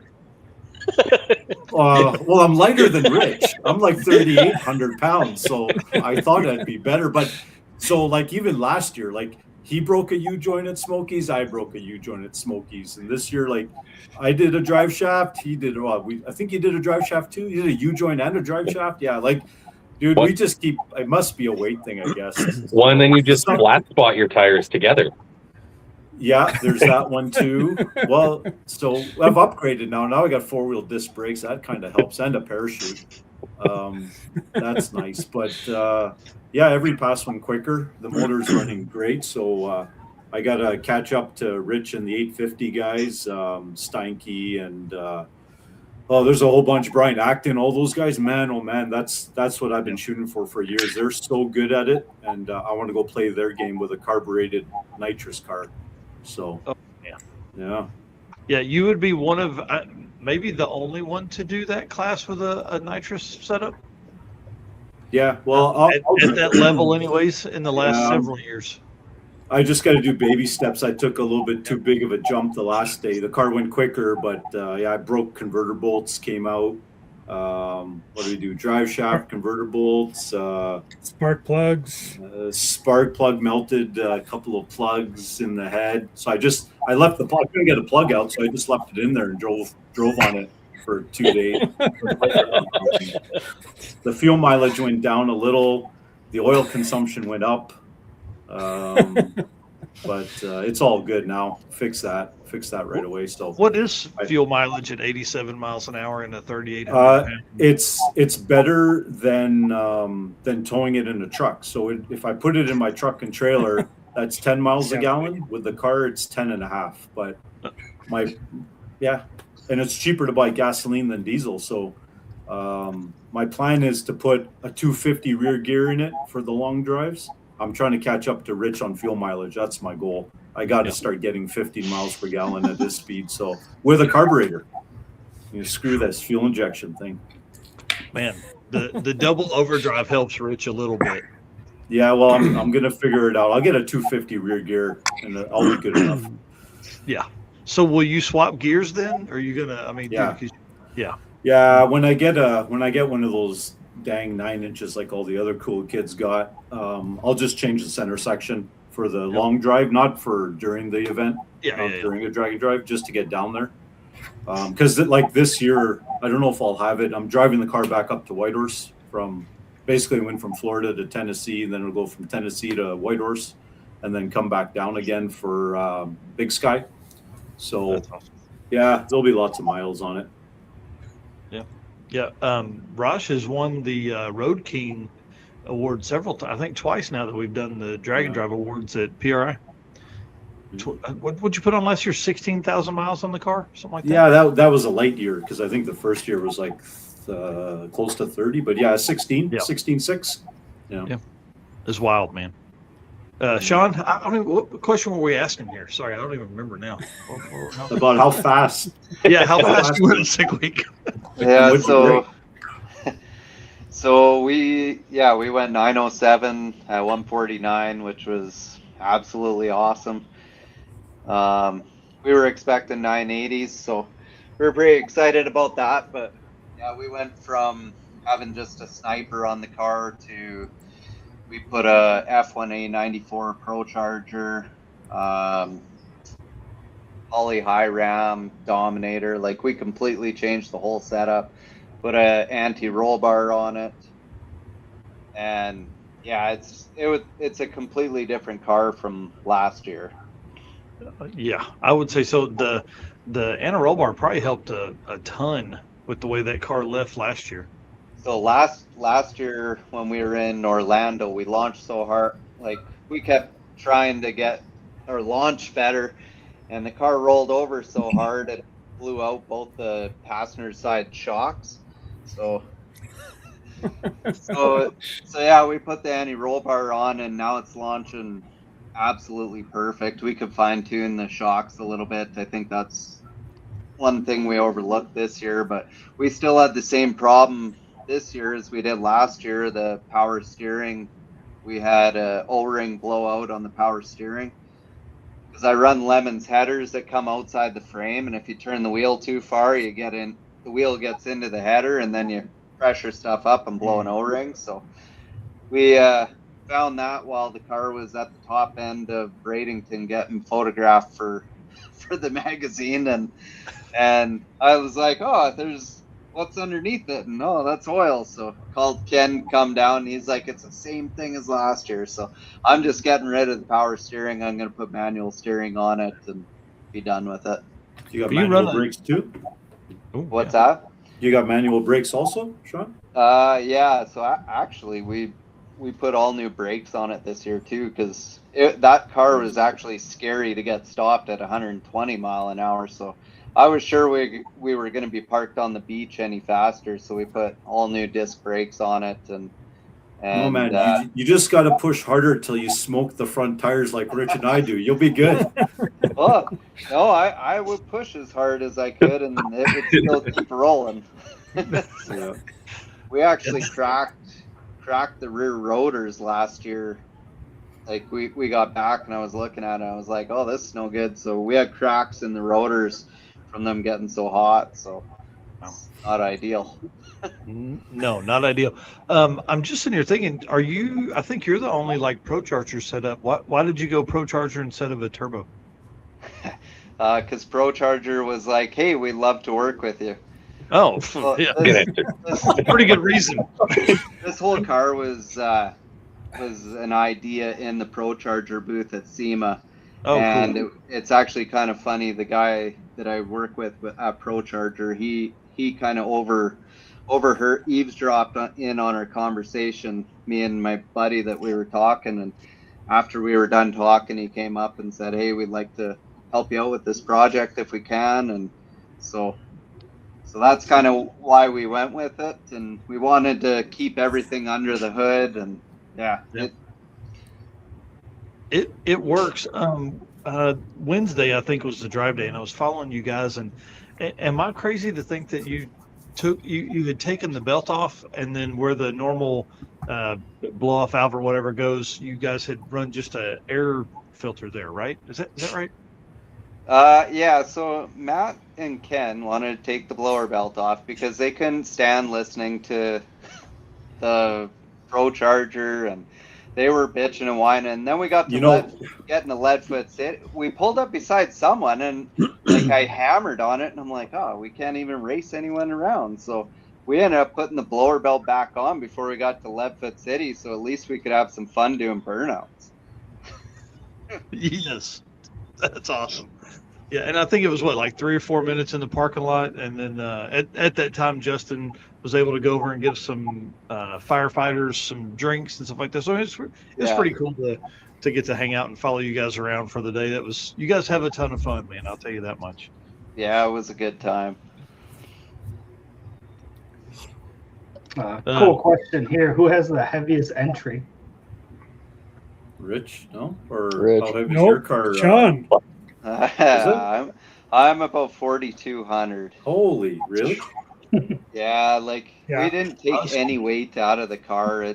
Everything we just added weight to it with the cage and the heavier engine, and yeah, just added. And me being a welder, I don't use light materials. So when I was boxing the frame, it was all like 1/8 and 1/4 inch, and like yeah, there's more steel in that frame than it needs to be, but.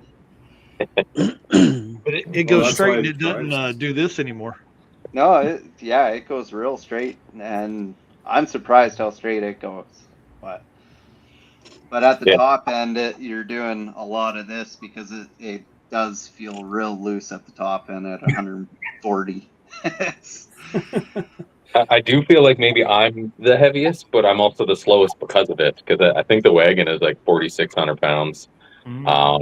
And that definitely doesn't help me go fast. What about the Navigator? The Aviator. Yeah, the Aviator. Because it's the plug-in hybrid one. It's like, I think 5,400 pounds. But we can run, I think, with the latest tune, it should be like a 12-second Mamba.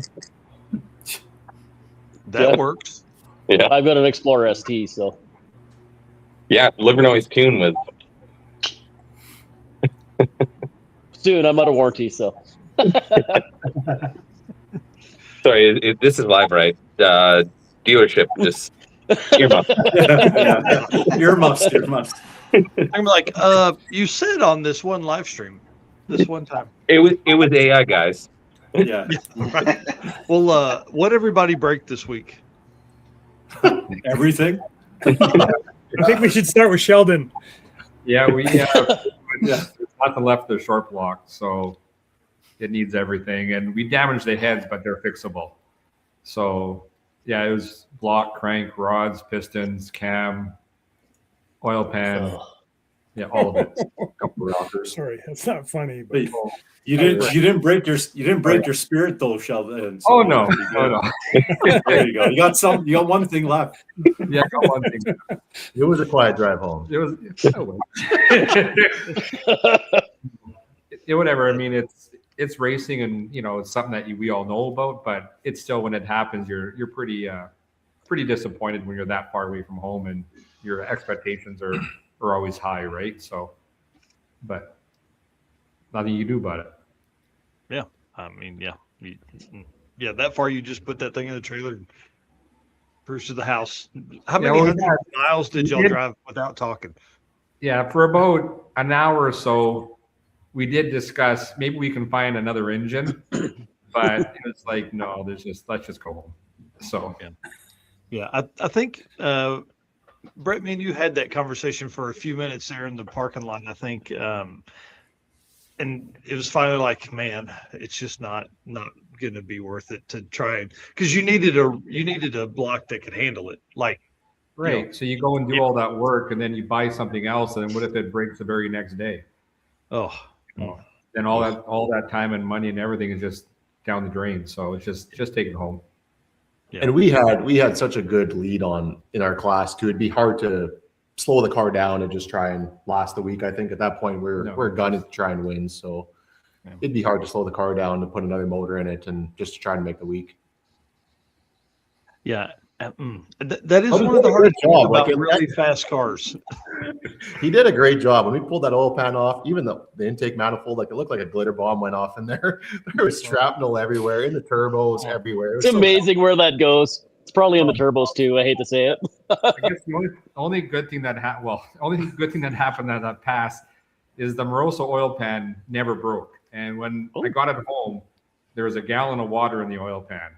So if the pan would have broken, there would have been a lot of oil, a lot of water in the track that I would have had to drive over. So it's a good thing that it stayed basically dry. So that's the only good thing that came about that. It's never fun when you drive over your own oil. No. So you can do ballet then, hey Steve? Yeah, pretty much. Or lawn darts. Yeah. Yes, if you haven't seen that. If you haven't seen Steve's final ending of his car, it was It was literally lawn down. darted. It was upside down on its up nose against the wall. Yeah, I got out through the windshield / driver's door that wasn't there anymore. I don't remember. I don't know all of it. So I'm glad we didn't do that. Yes. I don't recommend it. It's really expensive. Yeah. Well, and I was not the way to build a new car. Yeah. I was the next guy to make a pass down the same lane that he just went down. So I'm like, geez, thanks a lot. I'm going to back up. Hey. They're like, Rich is on a slow pass today. He must be working on something. I don't know. He's probably underneath the car adjusting the clutch again or something. The track went and checked the lane, and they're like, there is nothing on the track. I'm like, I don't know what to tell you. I drove over my own oil. It's not a feeling you're ever going to mistake for something else. But apparently it was just enough vapor mist that it got under the tires. But wow, it is what it is. Man, that's crazy. Again, back to the story of you guys fixing the steering shaft in the at Ace Racing Engines. It just happened to be there. Kevin Smith was tearing his motor apart. You guys were working on it, but you were working on something. Was there something else, or did you guys just stop by? I can't remember. Oh, we just stopped by to. We had to pick up some stuff from Steph. He had ordered some parts for me. So we were picking him up. He does most of the machine work and stuff for me on my blocks and stuff. Oh, that's awesome. I actually have a new block being shipped down to him for all the final machine work and top fuel hoops and all that kind of stuff. It'll probably be the escalation motor that'll end up in the Mustang eventually one day.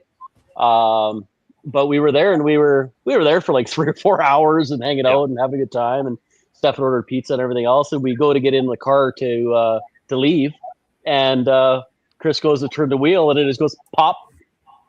And he had stripped the splines on the steering rack out of the Borgeson U-joint.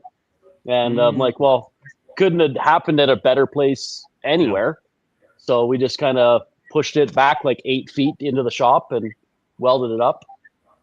That was about it. I think the only other thing we broke is the output yoke for the drive shaft at the end of the transmission.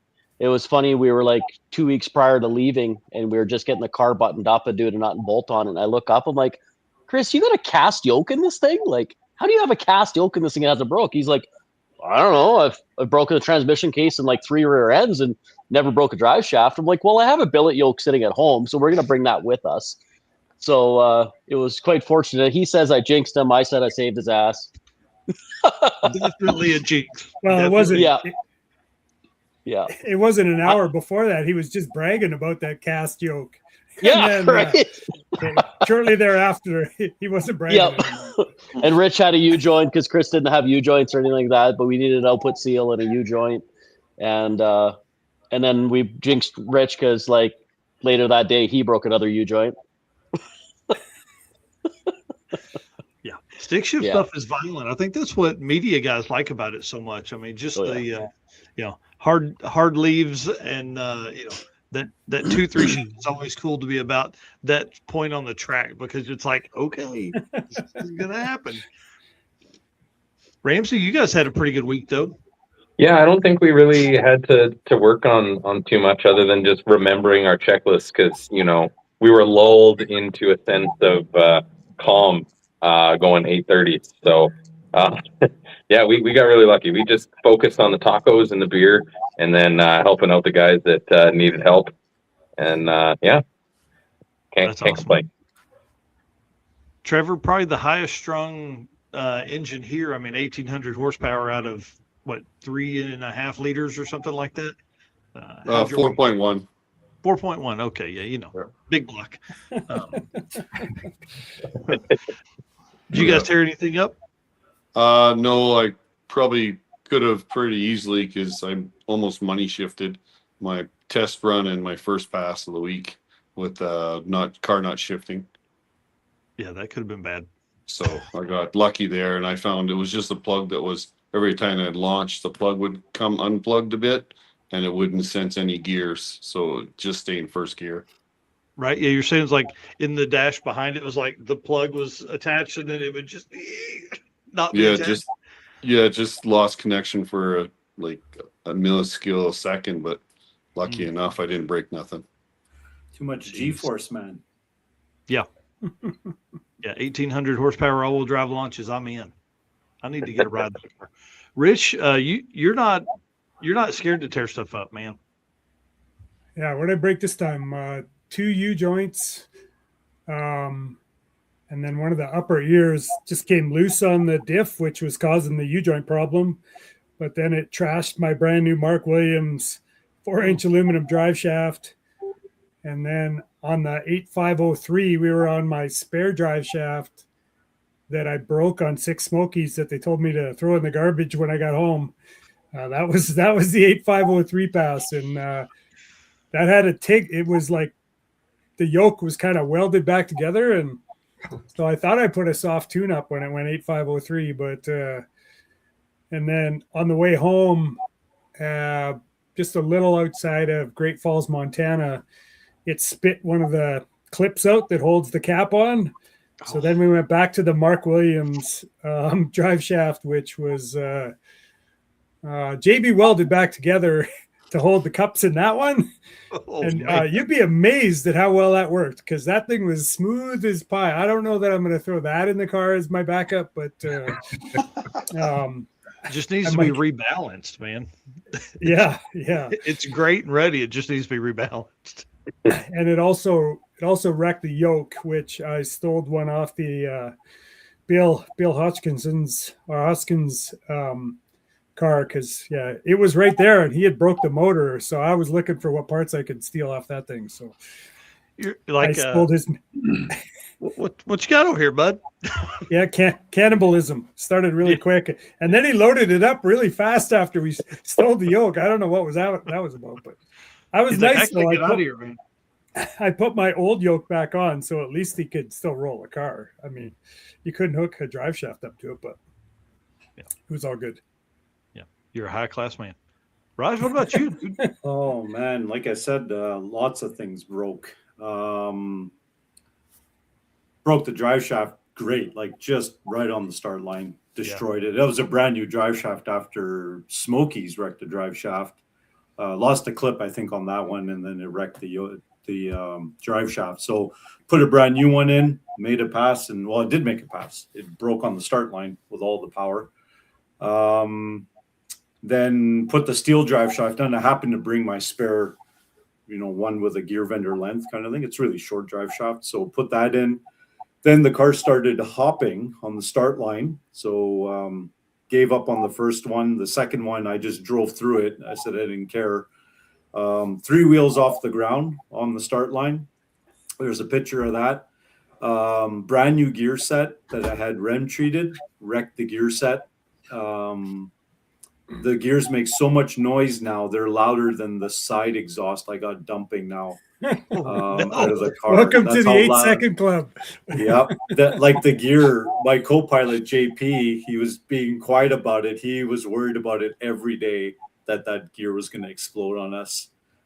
It's got to come out. I haven't had a chance even to take the diff apart, but I got another 1968 set of 308 gears I'm going to throw back in it.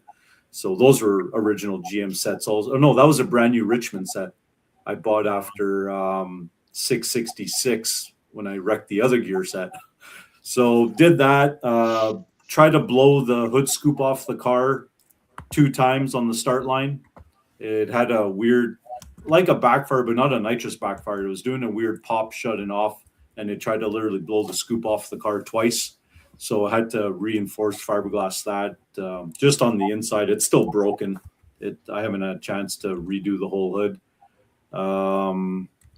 What else did we break? I know there's more.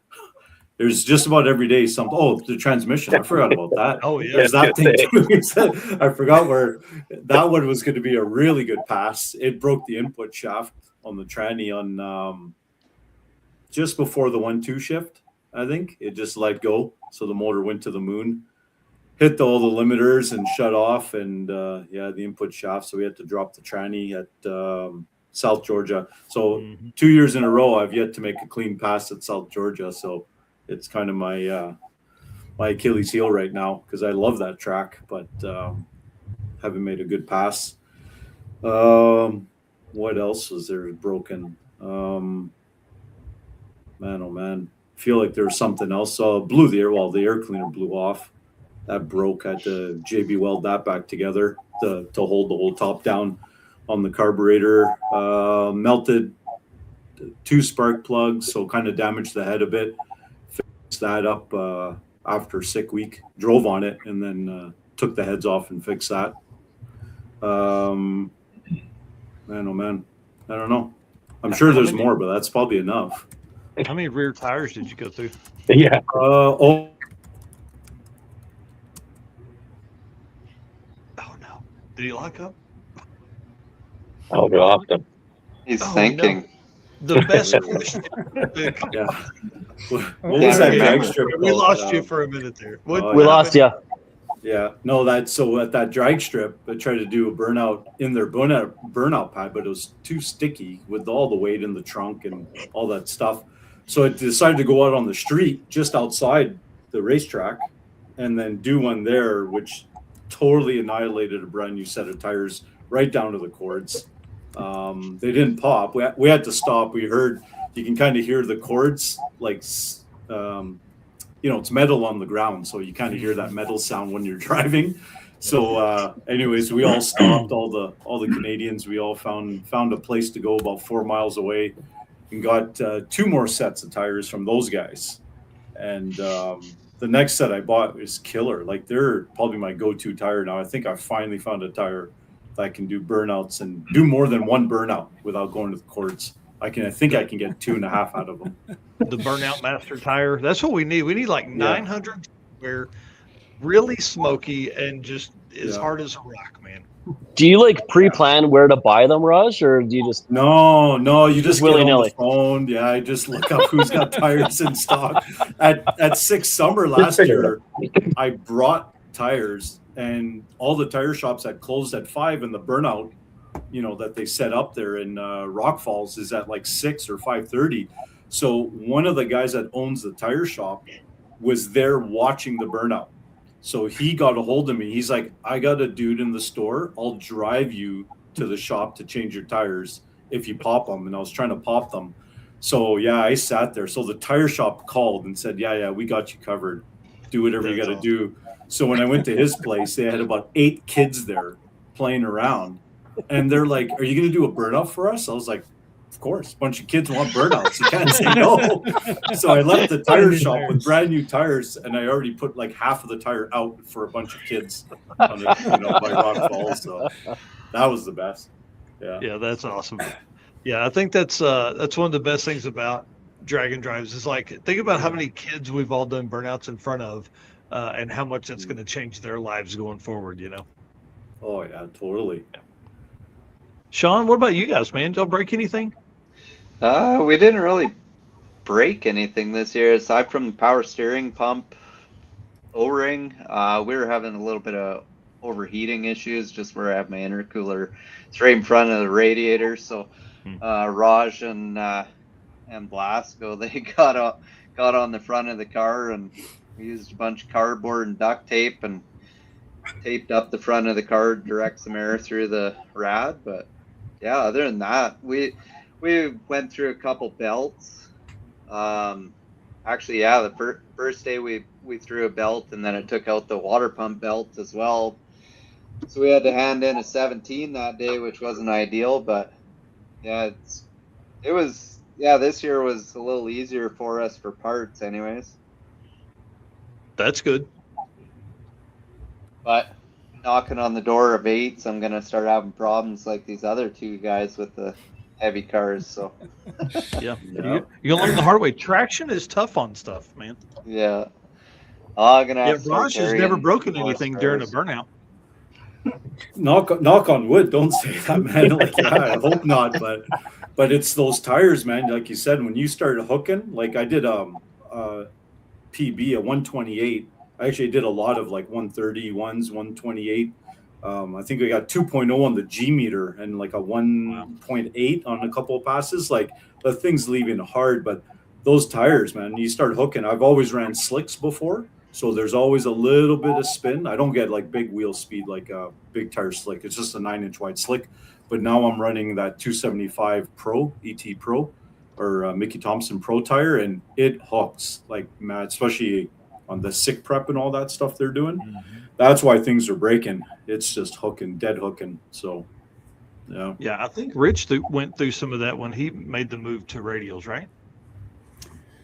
Yeah, definitely with a stick car, unless you have a adjustable clutch. Good luck. Like you're gonna break everything. Yeah. Yeah. And The I pretty violence. much did. Yeah. Yeah. How many And input somebody shafts was you got, asking- Rich? What's that? How many input shafts you got?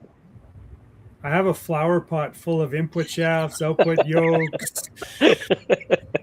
Like Drive shafts now. drive shafts. Yeah, I would say this was one of the. Well, it was definitely the quickest 60 foots, and my input shaft is still straight. It's a bit of a hybrid between a PPG and a G-Force that I had built in town here. So I was really happy to get home, but I never rattled the tires once. And typically it's, yeah. Are you on the rattle 29 tires. spline now? 29 spline input, and I'm Yeah. on a differential yoke on the output because every once in a while, like pretty much after every event, I couldn't get the drive shaft off because the yoke was twisted on the transmission. So you go to push it in and it didn't want to move anymore. But good times. Yeah, the But somebody 29 was spline asking input's about. been good. Sorry, go ahead. I was going to say somebody was asking about U-joints, and yeah, definitely non-greasable U-joints are the tough ones. In my case, it wasn't a U-joint issue. It was a rear end cocking funny because of a wore out bushing. After you break two in a row, like I literally wrecked one on the way down. I put a new one on, and the third pass, it broke another U-joint. So I knew the U-joint wasn't the problem. I was going to blame Steve because that's where I got that U-joint from, but figured maybe that wasn't it. Well, you can have the used one back from Chris's car if you want. That probably is one of the toughest things about drag and drive life compared to a regular drag racer's car, because I mean you're putting hundreds of street miles on during an event for sure, but then also you're driving it around town, you're doing burnouts, you're doing all that kind of stuff, and like a lot of that aftermarket stuff isn't built for that. It's built to go drag racing with, and so bushings move around and all that kind of stuff. Well, we're finding all the weak links. Yeah, the shit that rattles off my car, like stuff that you're thinking, how did that come loose? Like it's got lock washers, locking bolts, and shit just still comes loose. I don't know why. I hardly drive the thing, but yeah, never. How long have you had that car together? About 2010. Wow. So yeah, 16 years and 200,000 miles. Yeah, the Track Channel, another Canadian. Yeah, love that dude. Yeah, Gary's best. Yeah, we missed Mystic Week. I know, man. He's going to be around the corner from me here at Mid America Dragway this weekend, watching some back of the track stuff. I think so, or doing some back of the track stuff. Yeah, that's what we should do. We should get all these Canadians, and we should all go down to like Warren the Woods or Brown County, whatever. All those prep kind of stuff. We're done there already. I saw that. I know. I was looking at that. Sweet. So yeah, that Yellow Belly. I mean, yeah. Yellow Belly is one of my favorite places in the country. That place is insane, especially on a Thursday night at 2 a.m. Man, you're gonna get stabbed in a minute. I don't know. There should be a taco stand on the start line. Might as well be one. Dude, the taco lady is pretty good there. Like she is. Yeah. Yeah. Yeah, I made friends with her. We understood each other by the end of the weekend. That's awesome. All right, well, let's move on to the next bit, because I want to find out why you guys do drag and drives, why what you like most, and all that kind of stuff. So, I'll do the, let's move to the performance or performer-built transmission ad read real quick, and then we'll jump into some of that stuff. And I'm going to let Eric run that one because he's probably not going to stay all night with us. So Performer-Built Transmissions is the official transmission builder of Drag Drive Repeat. At Performer-Built Transmissions, the goal is to engineer and build the toughest transmissions on the planet. Performer Built doesn't just rebuild transmissions, they systematically re-engineer each model to eliminate OEM flaws and to achieve the highest levels of performance. That's why they say our transmissions are not just built, they're Performer Built. And speaking of transmissions, that's GM-based automatic transmissions. It's kind of their specialty. They've put a Camaro into the 7s with the 4L60s, and they kind of know what they're doing. Some of these guys on here obviously stick shift. That's like holding up a burning cross to a vampire for Rich, right? Just sticking it to him about the automatic. He said bring your purse over here. All right, so we're kind of talking about the different drag and drives. So there's 5 Canadian drag and drives now. There's Miles of Mayhem, there's Dragway Rush, BC Drag It Challenge, Home Quarter Drag and Drive, and East Coast Drag and Drive, which Jason was in here earlier for East Coast Drag and Drive saying that he needs to get some of you guys out east. But like Mike said, kind of question here is why did you guys choose to get into drag and drive, and what is it that you like the most? So we'll kind of start with the same path we did. We'll start up there with Sheldon. The drag and drive, I think a lot of it is the challenge to finish, and also you get to spend a lot more time with in your car and hang out with other people, and just the whole event is a fun experience. Like where we live, there's not a lot of heads-up racing, so that, it's hard to race local for what the car is designed for. So the drag and drive is just the perfect thing. And I mean, sick week in February or January is a perfect time to go racing when it's minus 25 at home and it's warm normally warm in Florida. But yeah, no, I just I don't know. I like the challenge the most, I think. Brett, what about you? Yeah, honestly, I love the people. It's a great opportunity to really get out and drive your car. As Sheldon said, we don't get to necessarily do that a lot here, depending on how the classes are, depending how your car is built.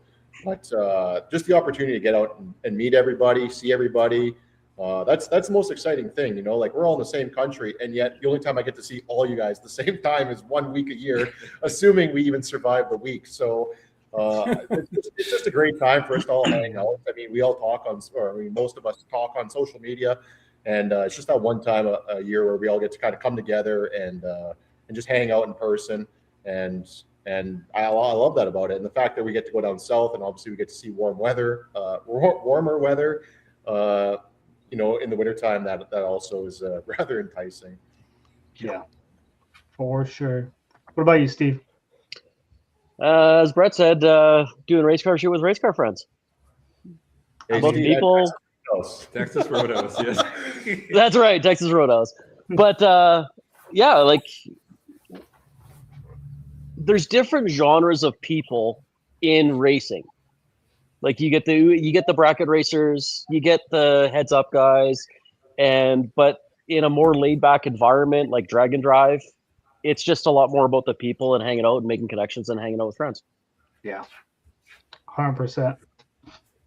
Raj, besides tacos and burnouts, what else? Well, that's my answer. I mean, that's really what drag and drive is about. I mean, like the guys have said, right? You get to go drive your car, which really is why you built it. I mean, if you have a straight up race car, that's different, going to a certain type of event, but to be able to drive your car, be competitive, and it doesn't matter if you're running 13, 12, 10, whatever you're in, there's always a class for you to fight. Like, I've won a bunch of stuff in the drag and drives, but also I've placed fourth a lot.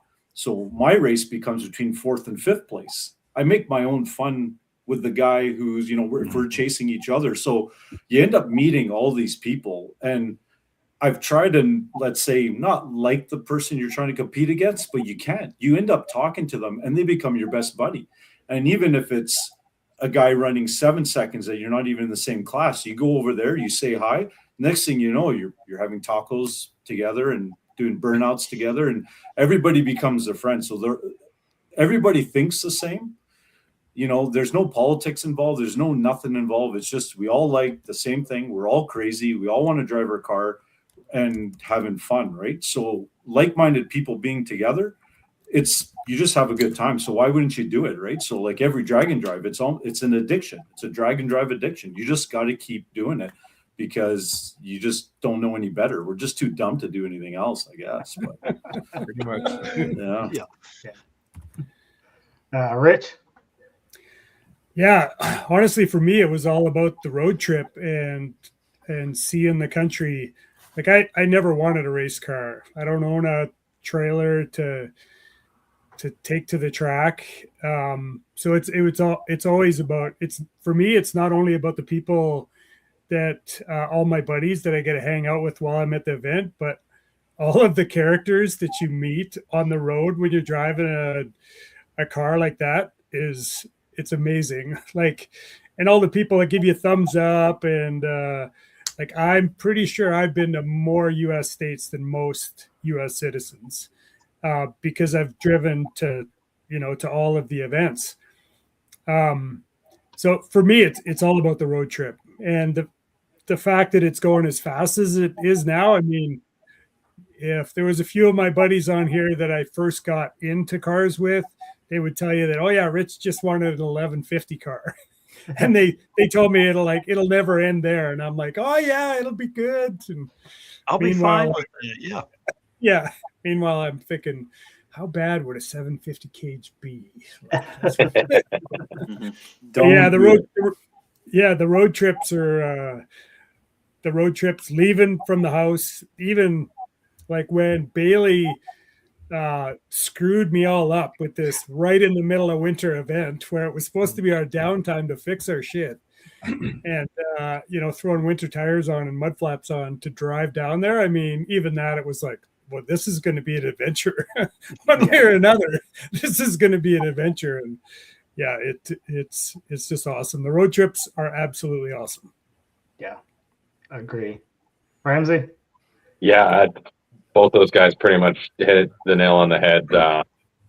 I really like the road trips. I've always liked driving. And then, like doing the Six Smokies and that drive and even 666 with the kids and just experiencing all the different places and getting to see everything. And then, meeting all these fantastic people. We kind of got started in this just as it was popping off. And I still remember first Mayhem parking beside Rich when he was helping out Glasgow, and then meeting Raj on Death Week and Steve and the gang there, and then obviously seeing Sheldon and Brett at Miles of Mayhem. And I just 100% look forward to getting back together with those guys with the parking lot beers and the stories and the laughs.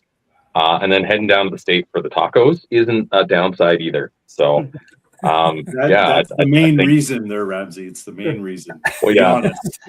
Well, but I got the pressure because this last event I got bestowed the honor of having to pick the taco place, and I don't know if you guys know about the pressure of finding the next taco joint for Rovic. You did great. And he found the best one with the New Yorker. That was the best tacos and the best character running the taco. Yeah, absolutely. And even that's cool too. Like, you roll up with 3-4 race cars to whatever place you want to grab tacos from, and everyone's like, cars. These are street cars, fast street cars. You roll up to the restaurant, and everyone's like, "What is going on?" And all of us walk in looking the way we do, and we're just eating authentic Mexican food at these little mom and pop shops, and it's hilarious. Yeah. Imagine we had Jason Russo at that taco stand. That would have been the best. That would have been funny. Yeah. Well, Shaun, you've kind of been newer into the drag and drive. What kind of drew you into it? Well, when we started building the car, and we got so many memories with the car, with the kids and stuff like that. I didn't want just a strictly race car. I didn't want to strip it out. I didn't I wanted to keep all the interior, and you get talking to some of these guys that do the drag and drives, and I was like, dang, I want to do that. So we built a car that could do both, and yeah, it's just been awesome. I've only done 2. I've been signed up for Mayhem the last 2 years, and car hasn't made it because it's been either not done or torn apart. But we're signed up for Redwood Rally this year as well, and see where else we can get to. But yeah, we just wanted a multi-purpose vehicle, and then everything that we found with hanging out with people and the road trips has just been a bonus on top of it. Yeah, I think I remember meeting you at the NHRA track on Death Week when I think you were well on your path to getting the Crewvel together for a drag and drive. That would have been like 2023. Yeah, that's in Vegas. Yeah, I think it was, wasn't it? Yeah. That's awesome. Kyle, what about you? What got you into doing this? Well, for me, it was there's nothing cooler than pulling up to work in a car you go race with too. For me to get to a racetrack, I have to do an hour drive and then a 2-hour ferry and then another hour drive, and then we're at the racetrack. So I was like, well, I don't really want to trailer anything over there. So usually when I go racing for the weekend, I knew it was going to have to be something I drive. And it's pretty cool to go over there and beat some bracket racers with a vehicle you just switch some tires and drive away with. Yeah. And kind of like what Rich was saying, for us, like we go through so many different states and see every area of the world that we'd never ever have a reason to if it wasn't for a drag and drive. Like these small towns and everything is just unbelievable what you see in everyone's backyard and all these boneyards. It's really cool. Yeah. I think that's one of the biggest things for me too, is the reason to go to Florida in February without flying. You know what I mean? Like you would taking your car down there, or I mean, I would have no reason to go to Texas to race. I have Tulsa and I have Bocan here close to me. You know, there's no reason for me to go to half of these places I go to now, but got to go see the race car friends. Yep. And Trevor, what about you? The biggest thing is for me is the road trips and just hanging with the people and the fans that you meet at the tracks. When you come to a restaurant and you pull, 5-6 cars, especially on you take over like a gas station takeover, but you do a restaurant takeover and all the locals are seeing you. Like when you're with like Bill Armstrong, you're going to little off main streets for restaurants. So you're at the mom and pop restaurants, and those people are all looking at you. You all come in, and then they walk out and they see all these cars, and it's all different types of cars, and that's pretty cool. And the stories you get from your hard times to your great times, you got great memories and stories. Yeah, absolutely. If they're walking out, they probably walked out because of Bill, though. Just saying, if he's listening. If you ever been to a restaurant with Bill, you know what I'm talking about. Yeah. That track channel asked, how many of y'all are going to Miles of Mayhem this year? We'll be there. That's awesome. My son's getting married the day before it starts, so I might be in the doghouse if I go. If you show up there, yeah.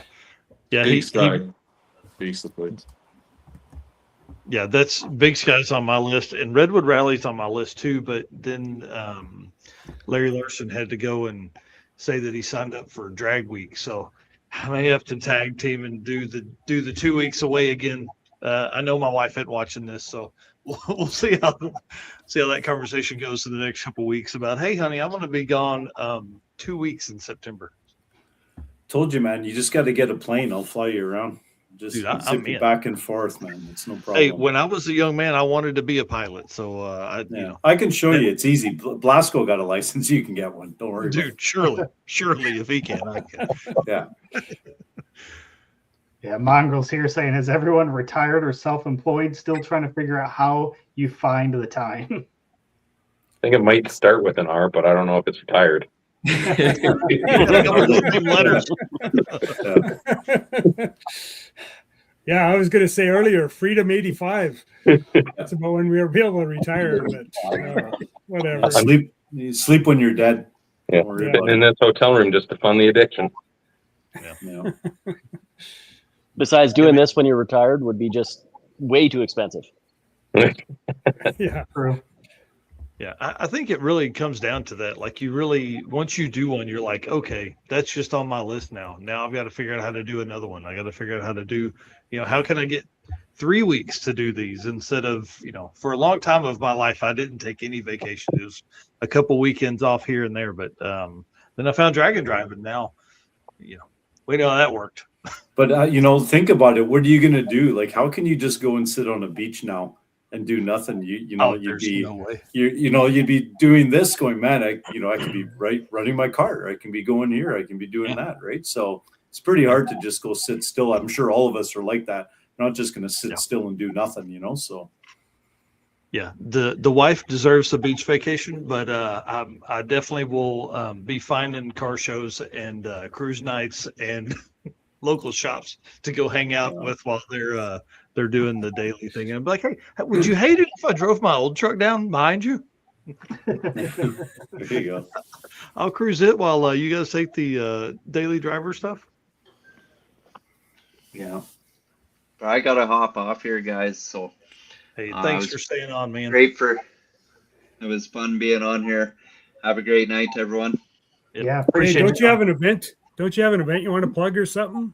Oh yeah, we should plug that. So June thanks, Rich. June 6th, we got Border Wars in Edmonton, Alberta at Rad Torque Raceway, and we're running X275. We're the first place to have a little gangster class in Canada. Stick shift, we're doing an import versus domestic, run what you brung, and then quarter-mile supercar shootout. So our purse for a little gangster is $20,000 that we're paying out. So, yeah. No way. Yeah. No way. It's got 6,000 US. It's okay. It's only like $50 US. Yeah. It's monopoly money. Yeah, it's going to be a pretty good event. I think we have close to 30 entries on the little gangster class already. We have, I think, close to 20 on the run what you brung stick shift class. I think there's 15 or so. And yeah, it's still pretty early. We got Justin Nunley. He's coming up from Florida. We're going to finally, hopefully, race. Hopefully he doesn't break in the pits this time. And me and him can run our Pinks cars. And yeah, it's going to be on Freedom Plus too. So sweet. Yeah, it's going to be a good event. We're putting a lot into it. Emily Reeves is coming out to be on the Freedom Plus stream. We got Whiskey Biz coming.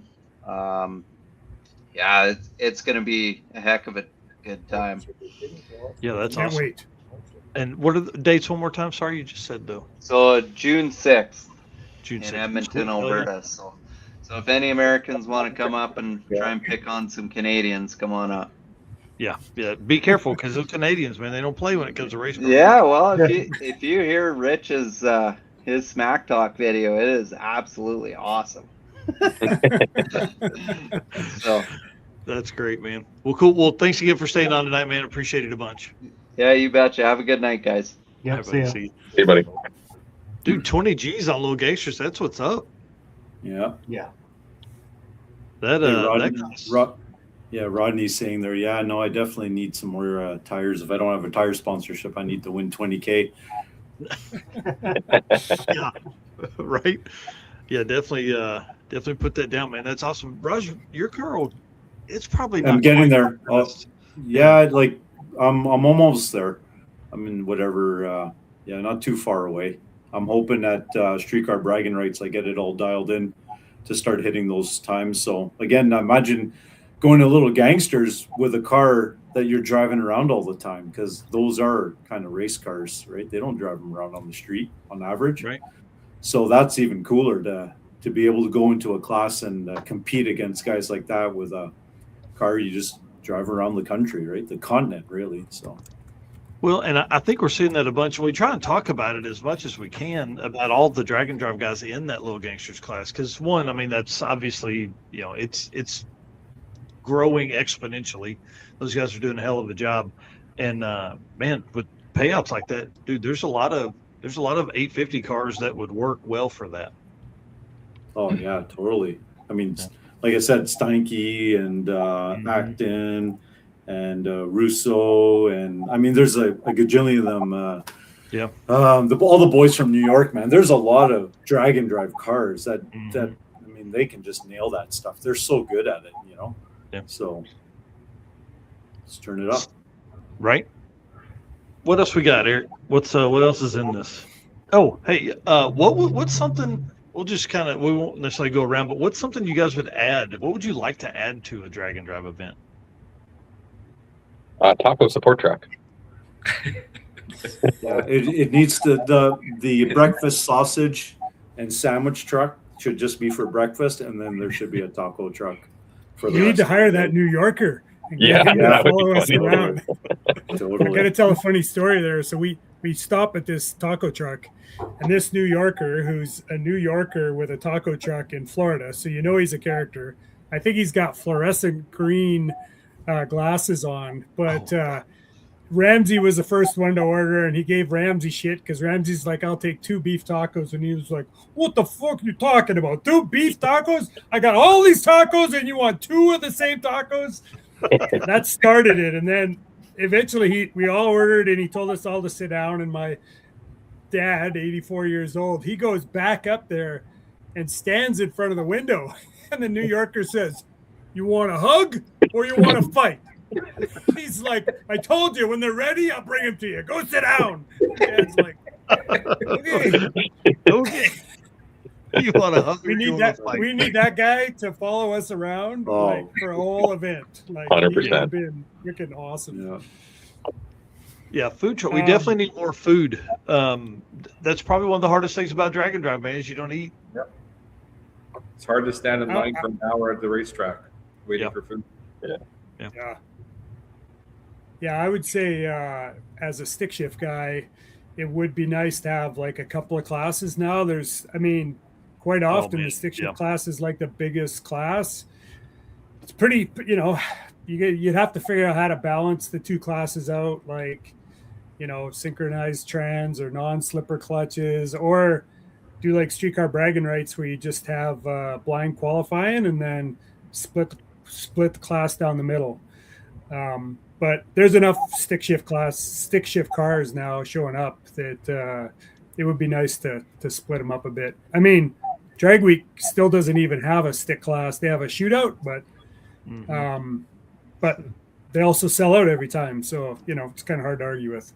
Yeah. Right. And so, we've always said it with the circuit, like, if you want a class and you want some weird shit, dude, sponsor it. You know what I mean? So I'm sure like as events could find sponsors for different classes, but the stick shift thing is tough because you have Jeremy Howell. I mean, that dude runs 7.0s, and then you have guys like you that run 850s because of the cage, and then you got guys that are competitive in the 10s and 11s. Like, I don't know how you break that up.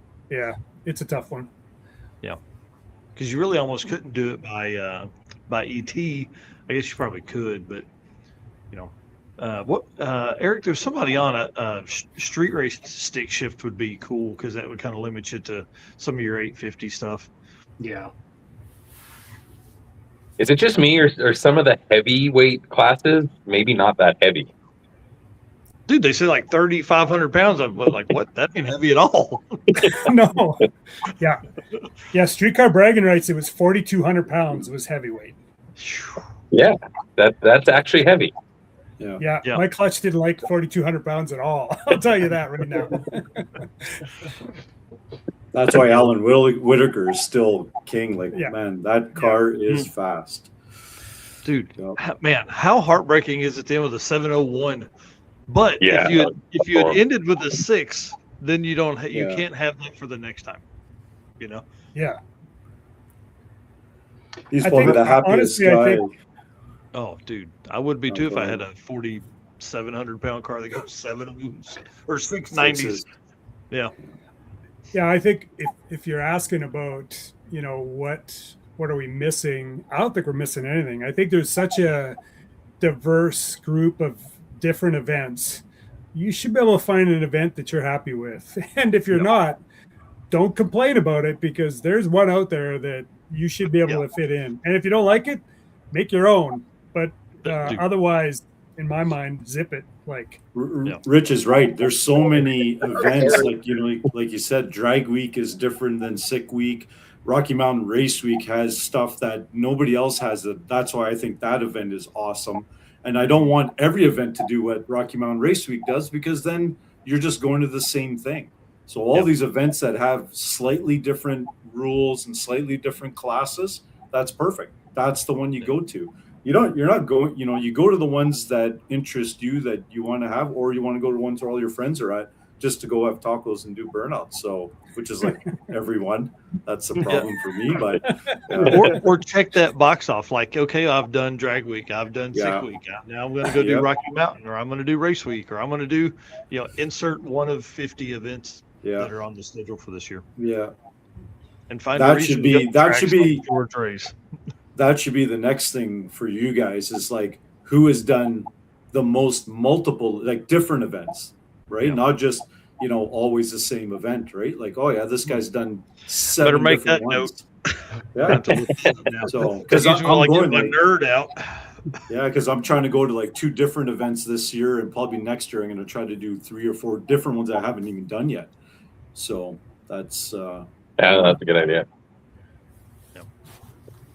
Yeah, that's a great topic, and definitely one I'll be looking at. Yeah, for sure. Well, listen, guys, I have to jump off as well. Appreciate everybody being on tonight. I know there's still tons more that Mike's going to ask you about, but again, appreciate everybody coming on. Thanks, Eric. Yeah, thanks, Eric. Thanks, the man. See you guys. Thanks, dude. Yep. All right. Well, is everybody ready to really kick it into second gear? We're not going to stay all night, I promise. But I do have one last question for this, and then we've got a whole nother segment on what Americans take for granted, which I think will last us a little bit. But what's up next for you guys? Events or upgrades or whatever? Go ahead. Why are you looking at me? I don't know. You guys got a motor. That's your new thing, right? That's Sheldon's thing. Yeah. I mean, I want to go 8s with my street car this year. That's my goal. But I don't know. I'm pretty cage limited with no cage at all. Loud belts. I'd like to go find a track somewhere, a hole in the wall track, and try and go an 899 with my ar, and try and get just kicked out. I got no family, no kids, so this is the time to do it. Apparently, You're gonna do stupid shit. This is when. So, that's the goal. Go 899s, and then, I don't know. We got 2 other cars that we play around with, so maybe do some little gangster stuff or do some racing down south. But not quite sure on what we're gonna do with those 2 cars yet. But I guess we'll have to find out and see. Yeah. And for myself, I guess just have to find an engine or build an engine, put the car back together, and I guess at that time just see, when it is. Yeah. I mean, I do have an LS I could put in it right away, and do little gangster stuff and stuff that's like 460 and slower in the 8th. Because that car will do that. So you could go into little gangsters and some no prep stuff, or and just enjoy the car. So would it be hard to go that far back? Yes, that's much. It is very hard to slow the car down. I will agree. Yeah, I can't imagine. But if it's the difference between taking a year off and getting right back out and being able to go, see friends and go racing and all that kind of stuff, then it's worth slowing it down just to do that, as long as there's time available to do it. So yeah. How fast did you go? Because the LS was in it before, right? Yeah, it's been in it for about 3 years or so, and it went 460s, 470s. That's awesome. So yeah, 530s, little gangster stuff. You wouldn't even be breathing on it. Yeah, 530s would be, not hard to. You just need a couple days at a racetrack to get a tune-up for it, and it wouldn't be that hard to do. That's awesome. Steve, what about you, man? What's up next? I don't know. Build this new cruiser car. It's a twin turbo LS3 stick shifted, and probably the same thing. And go to the track and get yelled at. Oh, man. That's about it. Let me know what track you're We'll going. see. That's awesome. Ramsey, what about you, dude? We've got a project that we've been kind of working on for 2 years now. It didn't quite go as we hoped it would, but it's a 72 Opel with a 540 big block and an 871 and some big tires in the back. So we picked it up when we didn't really need to, and now we're trying to make it a drag and drive car.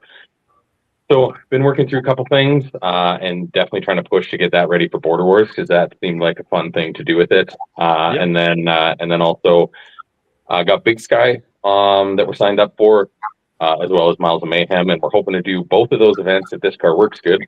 If not, maybe we'll fall back on the V wagon for one of those. Hang on. Border Wars is in June. Yeah, and then both of those events are in July, right? Yeah, like Big Sky and Miles of Mayhem. Yeah, it's going to be a really busy July. So we'll see how that goes. I like it. And then we kind of started doing a family one in October, and that originally started with 66 and then Smokies. So I think this year our family one's going to be hopefully Redwood Rally. Oh, sweet. That's awesome. Yeah. How big are the tires on this Opel? Right now they're 31/16.5. So, bro, there is no room in this car. Yeah, and I don't fit really good in it. No way, because you're not 5'4", dude. What the hell, man? You're like, yeah, no. I don't know why I picked it, but the dude said he was looking to sell it, and he threw it a number that was kind of silly, and then he pulled the cover off of it, and I was like, "Take my money." You're like, you didn't even have to show it to me. I like it. Yeah, it's awesome. So yeah, I'm looking forward to it. I had the engine completely torn down to the block just because a couple things weren't quite right. So got it back together and fired up, and now we're just chasing some fine tuning stuff. And maybe I suffer from the trying to get it perfect category before we get it out there and do stuff. But hopefully we'll get some guys over in the garage and help me get out of that rut and make sure this thing is ready for June. Yeah, running not right. Not right. Rich, streetcar bragging rights. This is like the second or third time for you to go, right? It's this. It'll be the second time. Yeah. Yeah. Man, I'm. I made a few changes like to the rear end so that I've got Hein joints back there. Probably maybe a 98 millimeter turbo from a 94, same housing, just to turn it up a bit, and then Big Sky, and then Rocky Mountain Race Week 2.0. Oh, sweet. And Border Wars. So yeah, I think we're probably on our way to another 25,000 mile year. I think, and hopefully the engine will be broken by Rocky Mountain Race Week, because I have never won stick at Rocky Mountain Race Week yet. So that's still on my list. I've got second a few times, but I've never won first. So, oh man, we're gonna aim for that. Yeah, hell yeah. Raj, what about you, buddy? Streetcar bragging rights also with Rich and Trevor. Big Sky signed up for that. Don't know if I can get into or get time for Miles of Mayhem drag week, but then there's Rocky Mountain Race Week. So like to drive back and forth in between work and stuff, I got to pick which one I'm going to try. I waitlisted for drag week, but I'd rather do Rocky Mountain Race Week. I did it once only. I really, really like that event. So I think I'm going to try to do that one because I'll be out west with the car. But the car's getting a bunch of upgrades right now. Just had the motor apart after sick week, make sure it was okay, put it back together, fired it up. And yeah, my good buddy Blasco there, and Rich Guido runs one of these things. This is a little more high end than his, I hear. MS3 Pro, Evo Plus, I don't know all the names to these things, whatever. And all that wiring, that's my buddy Scott. He's doing all the wiring. Performance Wiring Solutions out in New York. It's real convenient. It's right by the engine shop in Rochester, and nice for Bill Travato Racing, the real BTR. That's what BTR is, BTR Performance. Who does Oldsmobiles and LSs and everything else. So yeah, the car's getting that stuff wired in, smart coils, all that kind of junk. So I'll have 8 of those, so I can play around with it, data logging, and because you can't do 26 hot laps anymore. There's just so many people at the events. It's kind of hard. So when you're doing 1 or 2 passes, that's why I did lots of passes. For me, the other questions about why you do drag and drive. Well, it's the only time I get to go to the track. So I'm not there to do 1 pass. Usually I was doing 7 passes a day on average. I had a regular drag and drive, not a one-off. So that's just to have fun, just to go make passes down the track. And it was also my data logging. I was analogging, like doing it all old school way. So now I'll have a computer to tell me what's going on. I already know what's going on, but it's nice to see it. To try to nail 530s or try to nail 850s, like all these guys who are good at it, you need to know the stuff, because to hit 850 with a something, you got to have data. So that's the biggest upgrade to the car before streetcar bragging rights, and I'll be testing it out over there. So holy shit, dude, that's sure like 5 weeks. Yeah, and I'm not with the car. I'm leaving in a couple of days back north. I got to play with airplanes and put engines together and props and stuff like that and go to work. So Scott, it's all on Scott. I know he's watching, or he was before. So there's all the pressures on him that this thing, we fired up the car with an MSD box, so everything works. And then we ripped it all out. So the next time it better fire up with a bunch of coils so I can drive it down to Carolina or North Carolina for that, and then drive it back and then go back to work. So yeah, not a lot of time to do it, but hey, that's the way it always is. There is no time. You got to work, you got to go play. So and then we'll see whatever Scott's like, no pressure. There's no pressure.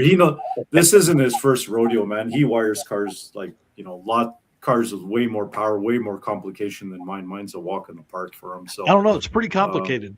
Nitrous. That's easy. Car. It's 2 wire. Yeah, exactly. Carburetor, 2 wires on a solenoid, and now there's like 8 wires on coils, and then every sensor in the world, I guess. I don't know, but that's Matt Belasco.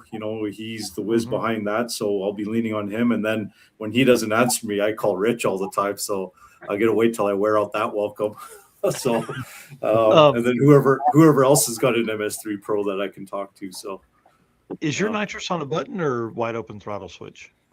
It's always been on a button till Jimmy Dale got mad at me at Smokies, like really mad at me. So I put it on the throttle for Sick Week. Yeah. I'm not sure I like it because I can't pedal the car anymore. Like I used to pedal the car but keep the nitrous on.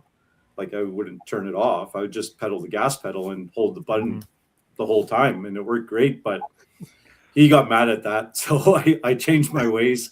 You're like I need this wide open throttle switch to actually go back to 70%. Like something. Well, so now with a throttle position sensor, so I'm upgrading the carburetor. So Dale Kubik, he's the carb guru of the world. He's changing the body out for Gen 3 it's a Dominator carb, his carburetor. So we get to put a throttle position on the side for all this. Awesome. That's exactly what Blasco's talking about. He's like, yeah, we can progress it down to 70. We can play around with it. So that's all going to get programmed in. So it'll be like I have a button. I should be able to pedal the car and keep the nitrous on. So it'll be. Hey, Rovic, how come you didn't put it on your floor shifter? Because I don't have a floor shifter. Why would you have a floor shifter? It's still column shift. So yeah, it's factual. Oh yeah, no, it's always been column shift. Like you have to, like so. I can just grab the steering wheel and shift with one hand. So the button's on one end, and you just drive with the other hand. So, yeah. So I know a lot of people that don't know that, but he still shifts with the column. Yeah, man. So I thought I'd have more problems pulling like 2.0 Gs and 1.8s, but it's actually going pretty good. Yeah, it's fun as hell. So yeah, it's just easier because if you if you know the restrictions of having a shifter on the floor, and I'm about to put my bench seat back in too. I'm getting that recovered, so the bench seat goes back in, and then no floor shifter because it gets in the way. That's all I got to say. So yeah, if you know. All right, sorry guys, I got to duck out, but it's been a blast. So Ramsey, thanks, dude. Yeah, thanks, Mike. Yeah. Thanks, everyone. Good to be in the chat with you guys. See ya. All right, we'll see you soon, buddy. Yeah, 100%. Kyle, your turn, man. Tell us what's up next for you, sir. Yeah, we'll be going to 66 this year again. That's kind of our big event for the year. Mm-hmm. I've still got to put a cage in the truck and do a couple things. I want to do a lot more than I'll probably have time for, but to upgrade the cage and go faster would be way better. Right. And I'll try and get a ticket to Miles of Mayhem. That's kind of the second event I have on my list. We do a lot of bracket racing. My dad has a bracket car. He's got a 66 Nova. He bracket races as like a door slammer class at Mission. So that keeps us pretty busy during the summer. Yeah, right. We run a Tulsa runs a 10 race bracket series. Ramsey's back. I got yelled at by Stay away. some support peoples. I forgot to shout out my buddy Chris, WAF Racing, and I'm WAF North. We did a partnership. We sorted that all out on Sick Week. So that's awesome. For all us Canadians, I'm bringing the WAF products north. So if you need those awesome spark plug cases, or Raj has got his carb stuff. Any carburetor guys, we got all the WAF Racing tools and everything to support you guys. And yeah, the Drag and Drive spark plug cases are fantastic. So pftperformance.ca. And we can hook you up with all those. Shipping up here is a little gross, so we can 100% coordinate meeting up with some of those at events and getting those to you guys. So yeah, just wanted to plug that before I get yelled at again. Yeah, hell yeah, dude. That's awesome, man. Congratulations. Chris is a great dude. Yeah. Thanks, guys. Anyway, carry on. Bye. See Trevor, what's up for you next, man? I'm looking at bragging rights with Richard and Rovic. Drive back with them. After that, I've got a few events, like local events. SIR is doing their 60-year anniversary, and they want my car there. And that's in Saskatchewan, Saskatoon, Saskatchewan. I'm also doing my own event. It's a little mini drag and drive north versus south in Beaver Lodge, Alberta, Canada. It's just a weekend event. I got a stick shift. Last year, I paid out over $10,000. When's that, Trevor? Yeah. August 8th weekend in Beaver Lodge. Really? What's the format rundown of that, dude? I guess I've completely missed that something. You get to the track, you do a drive up to a 50-mile drive. You pull in straight in the staging lanes for your first time pass, and it's blind qualifying. So you get two passes, and there's no numbers giving, and then you're set into 3 different classes. It's a small tire event, except there's a stick shift class. So there'll be 4 classes this year. I added the stick shift this year. So is it a hot lap 2 passes? Or just one it's pass fast. It's streetcar. So after your first pass, if you need to switch fuel or tires, as long as you proved on your first pass that your car's street after you did your drive, then you can switch your car however you want, and then you only get 1 more qualifier after that.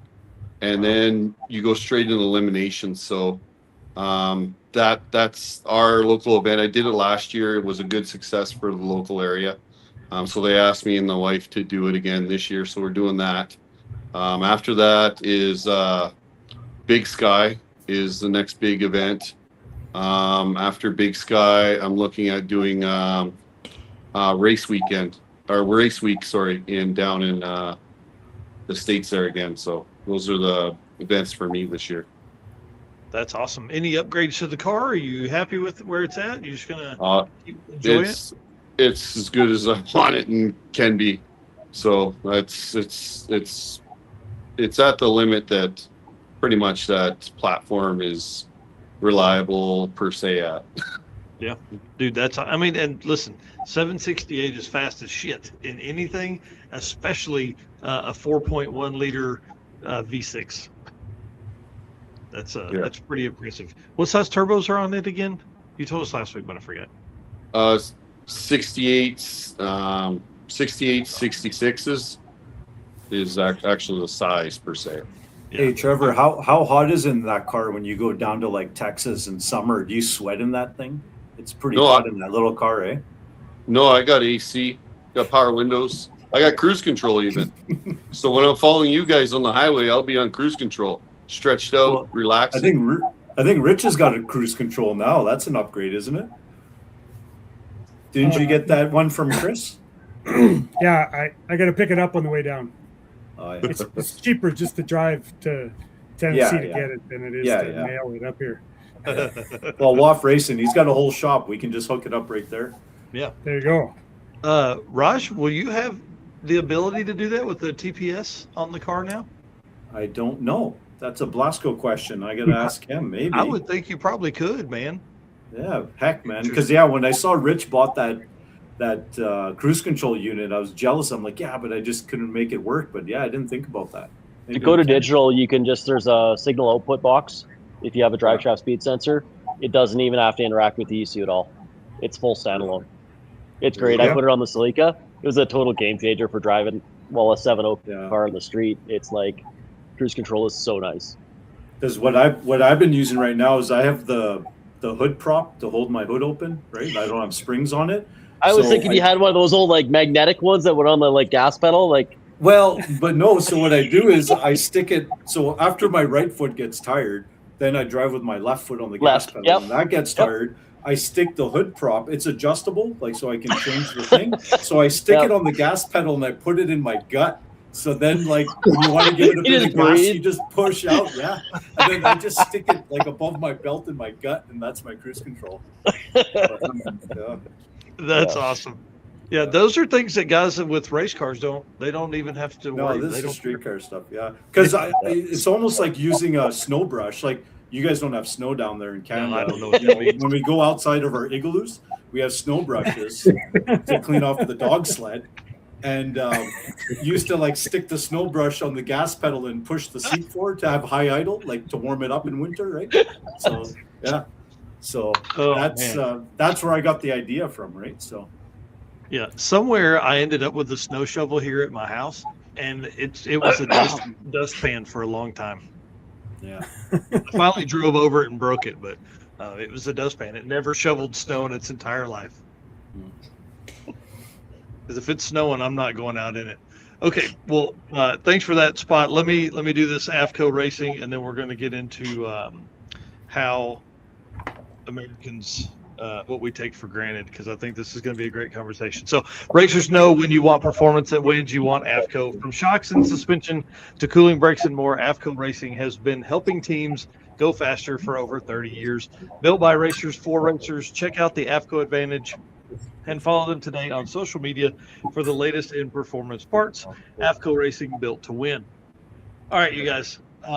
This is a fun one because I think we've kind of had this conversation before at previous events. But what are some things us Americans, we have 38 events here in the States. Drag and Drive started here. Our car parts are less expensive here than what you have up there. What are some things that we take for granted down here that you guys really have to deal with up there? Well, you guys pay $2.50 a gallon for gas, so that's a good one. We pay $6. Oh, bro, what the hell? That's not overnight shipping. The shipping's a big one. Shipping. Yeah, it's across the border. The shipping doubles or triples. So you can buy something $60 US. By the time it gets to my door and UPS clears it, it's 250 Canadian. Because it's $100 just to get the part, and then UPS wants anywhere between $40 and $80 in brokerage, and the shipping is double because it's got to come here. and then you got your 12% tax on top. It just all adds up. Like we're not complaining. It's expensive. Every time you want to buy something, it's just super expensive. A $10,000 part is $15,000 just in exchange and tax. Wow. Let alone shipping. And a lot of U.S. companies won't even ship to Canada. They want to drop ship it to the border. Then you're using a broker at the border, and then a dropping post, and it just keeps adding up. It costs a lot more money, just like they're talking about, because you don't, if you're trying to build something like a fuel system or whatever, you don't know exactly what elbows and length. So you end up buying not double, but you buy extra just in case, because you can't afford 3 weeks for the part to come again, because sick week is right around the corner, right? So you end up spending more money just to have extra stuff that you're never going to use, and then it's just hard to get rid of because there's nobody around us, right? Doing the same other problem things. is you can't sending it back to the States for any type of service or warranty or repair.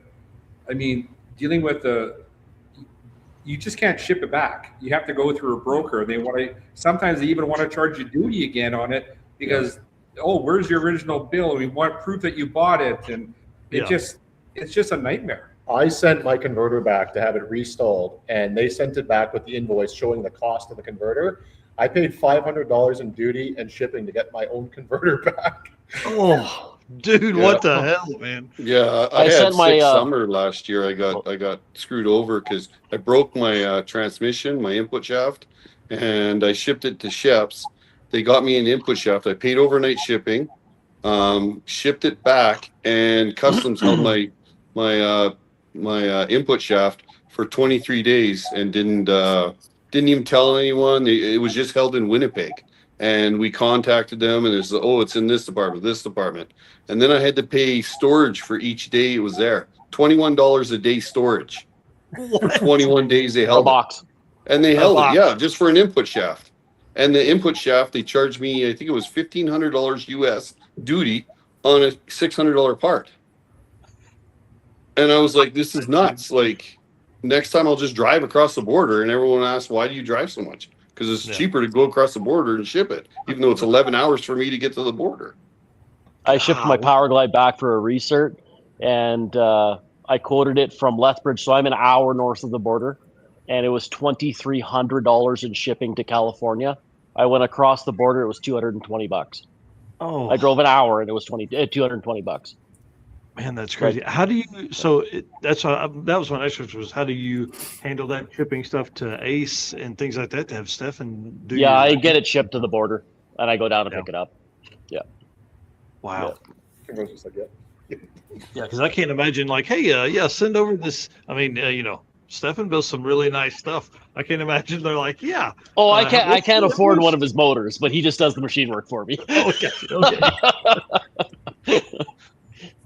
Yeah, that's tough, man. I don't know how you do it. That would frustrate me, or I would drive slow stuff. That was probably the other thing. Like all of our stuff coming north right now, like we don't have a lot of tariffs on car parts right now. I don't even think we actually have any.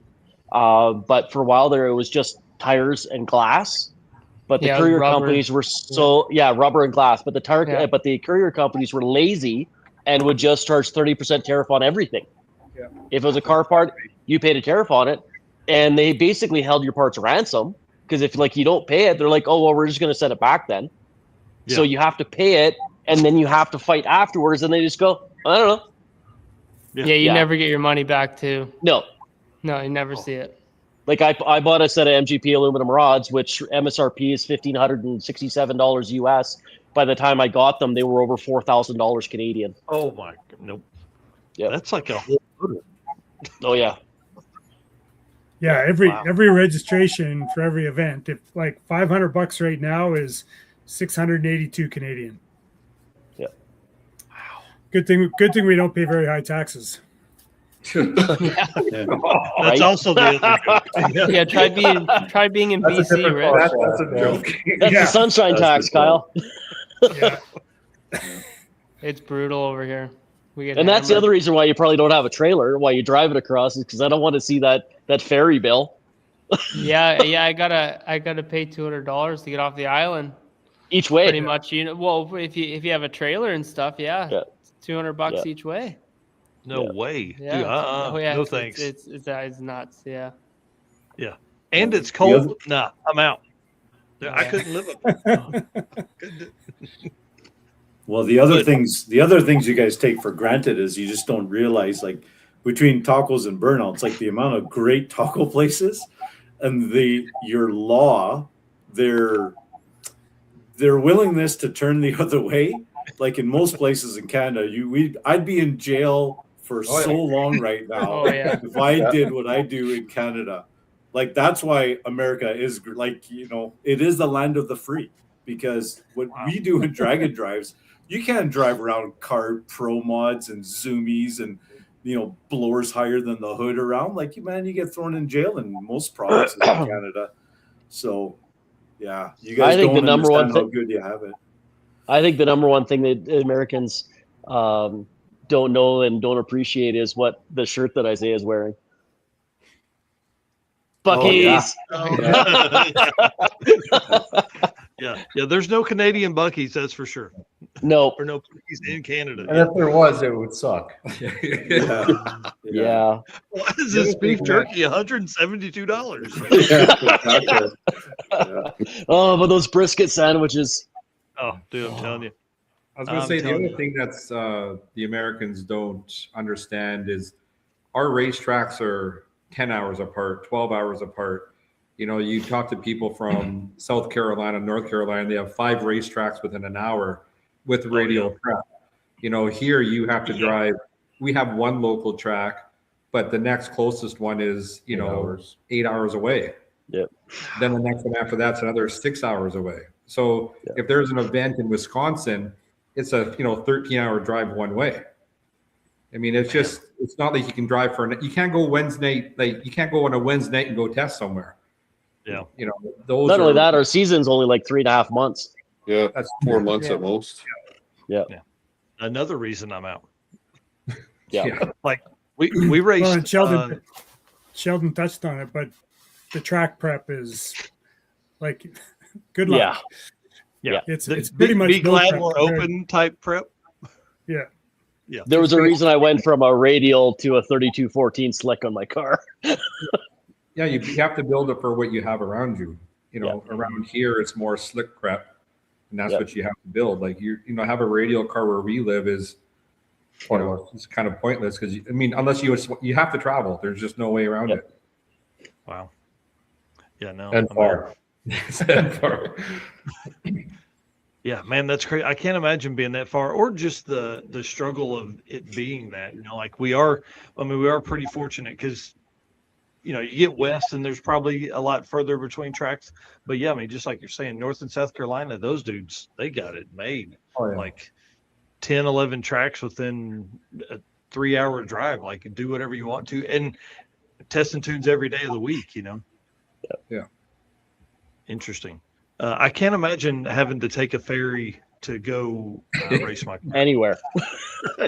Everywhere. But boy, is it beautiful. Man, that would be the only thing. But a 4-month race season, no, I'm out on that too. We raced in Tulsa. We were open the day before the end. The 30th of December, we were open for a test and tune day, and then probably could have been open 2 weeks ago.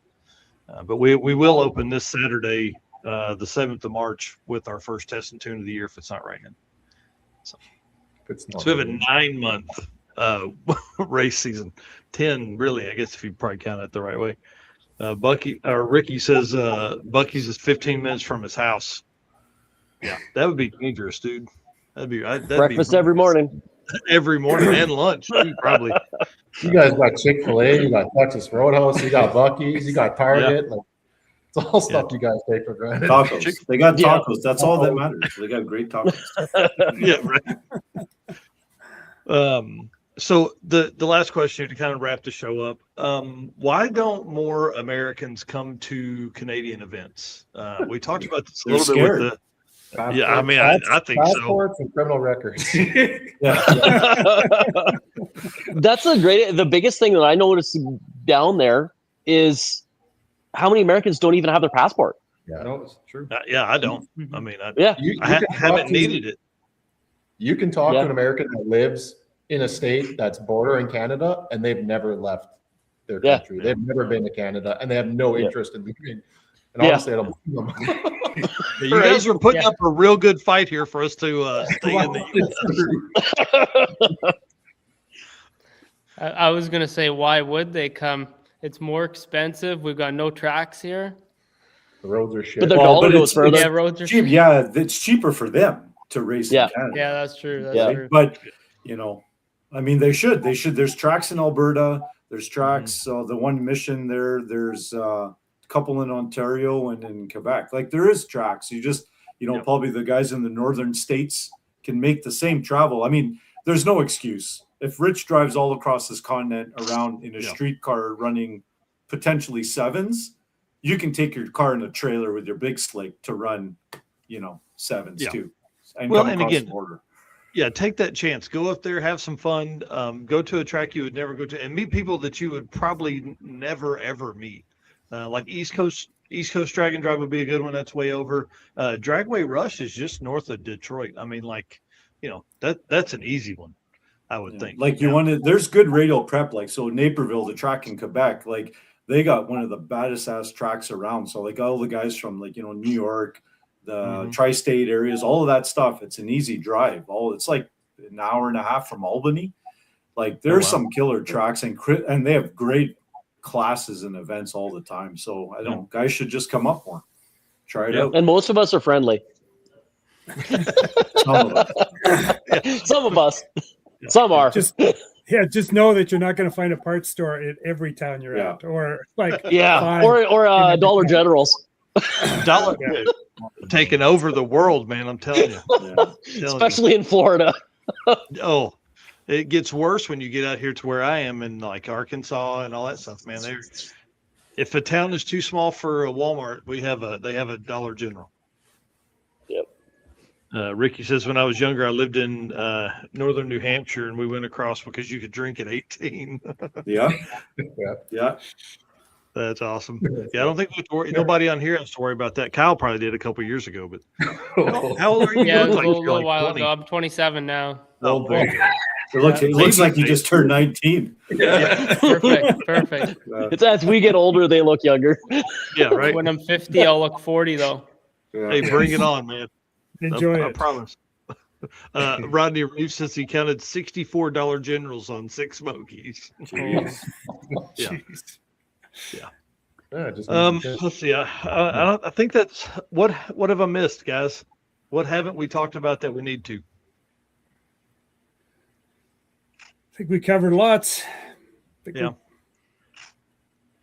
think one thing we need to do is a live stream from the taco restaurants, telling stories late into the evening with margaritas. You just got to have the camera rolling. Like you'll see it turns into a great shit show. Yeah, I think that's what we need to do. I'll set up a couple mics and we'll just have some just fun times talking around. You know what I mean? Yeah, that's there's a lot of bench racing.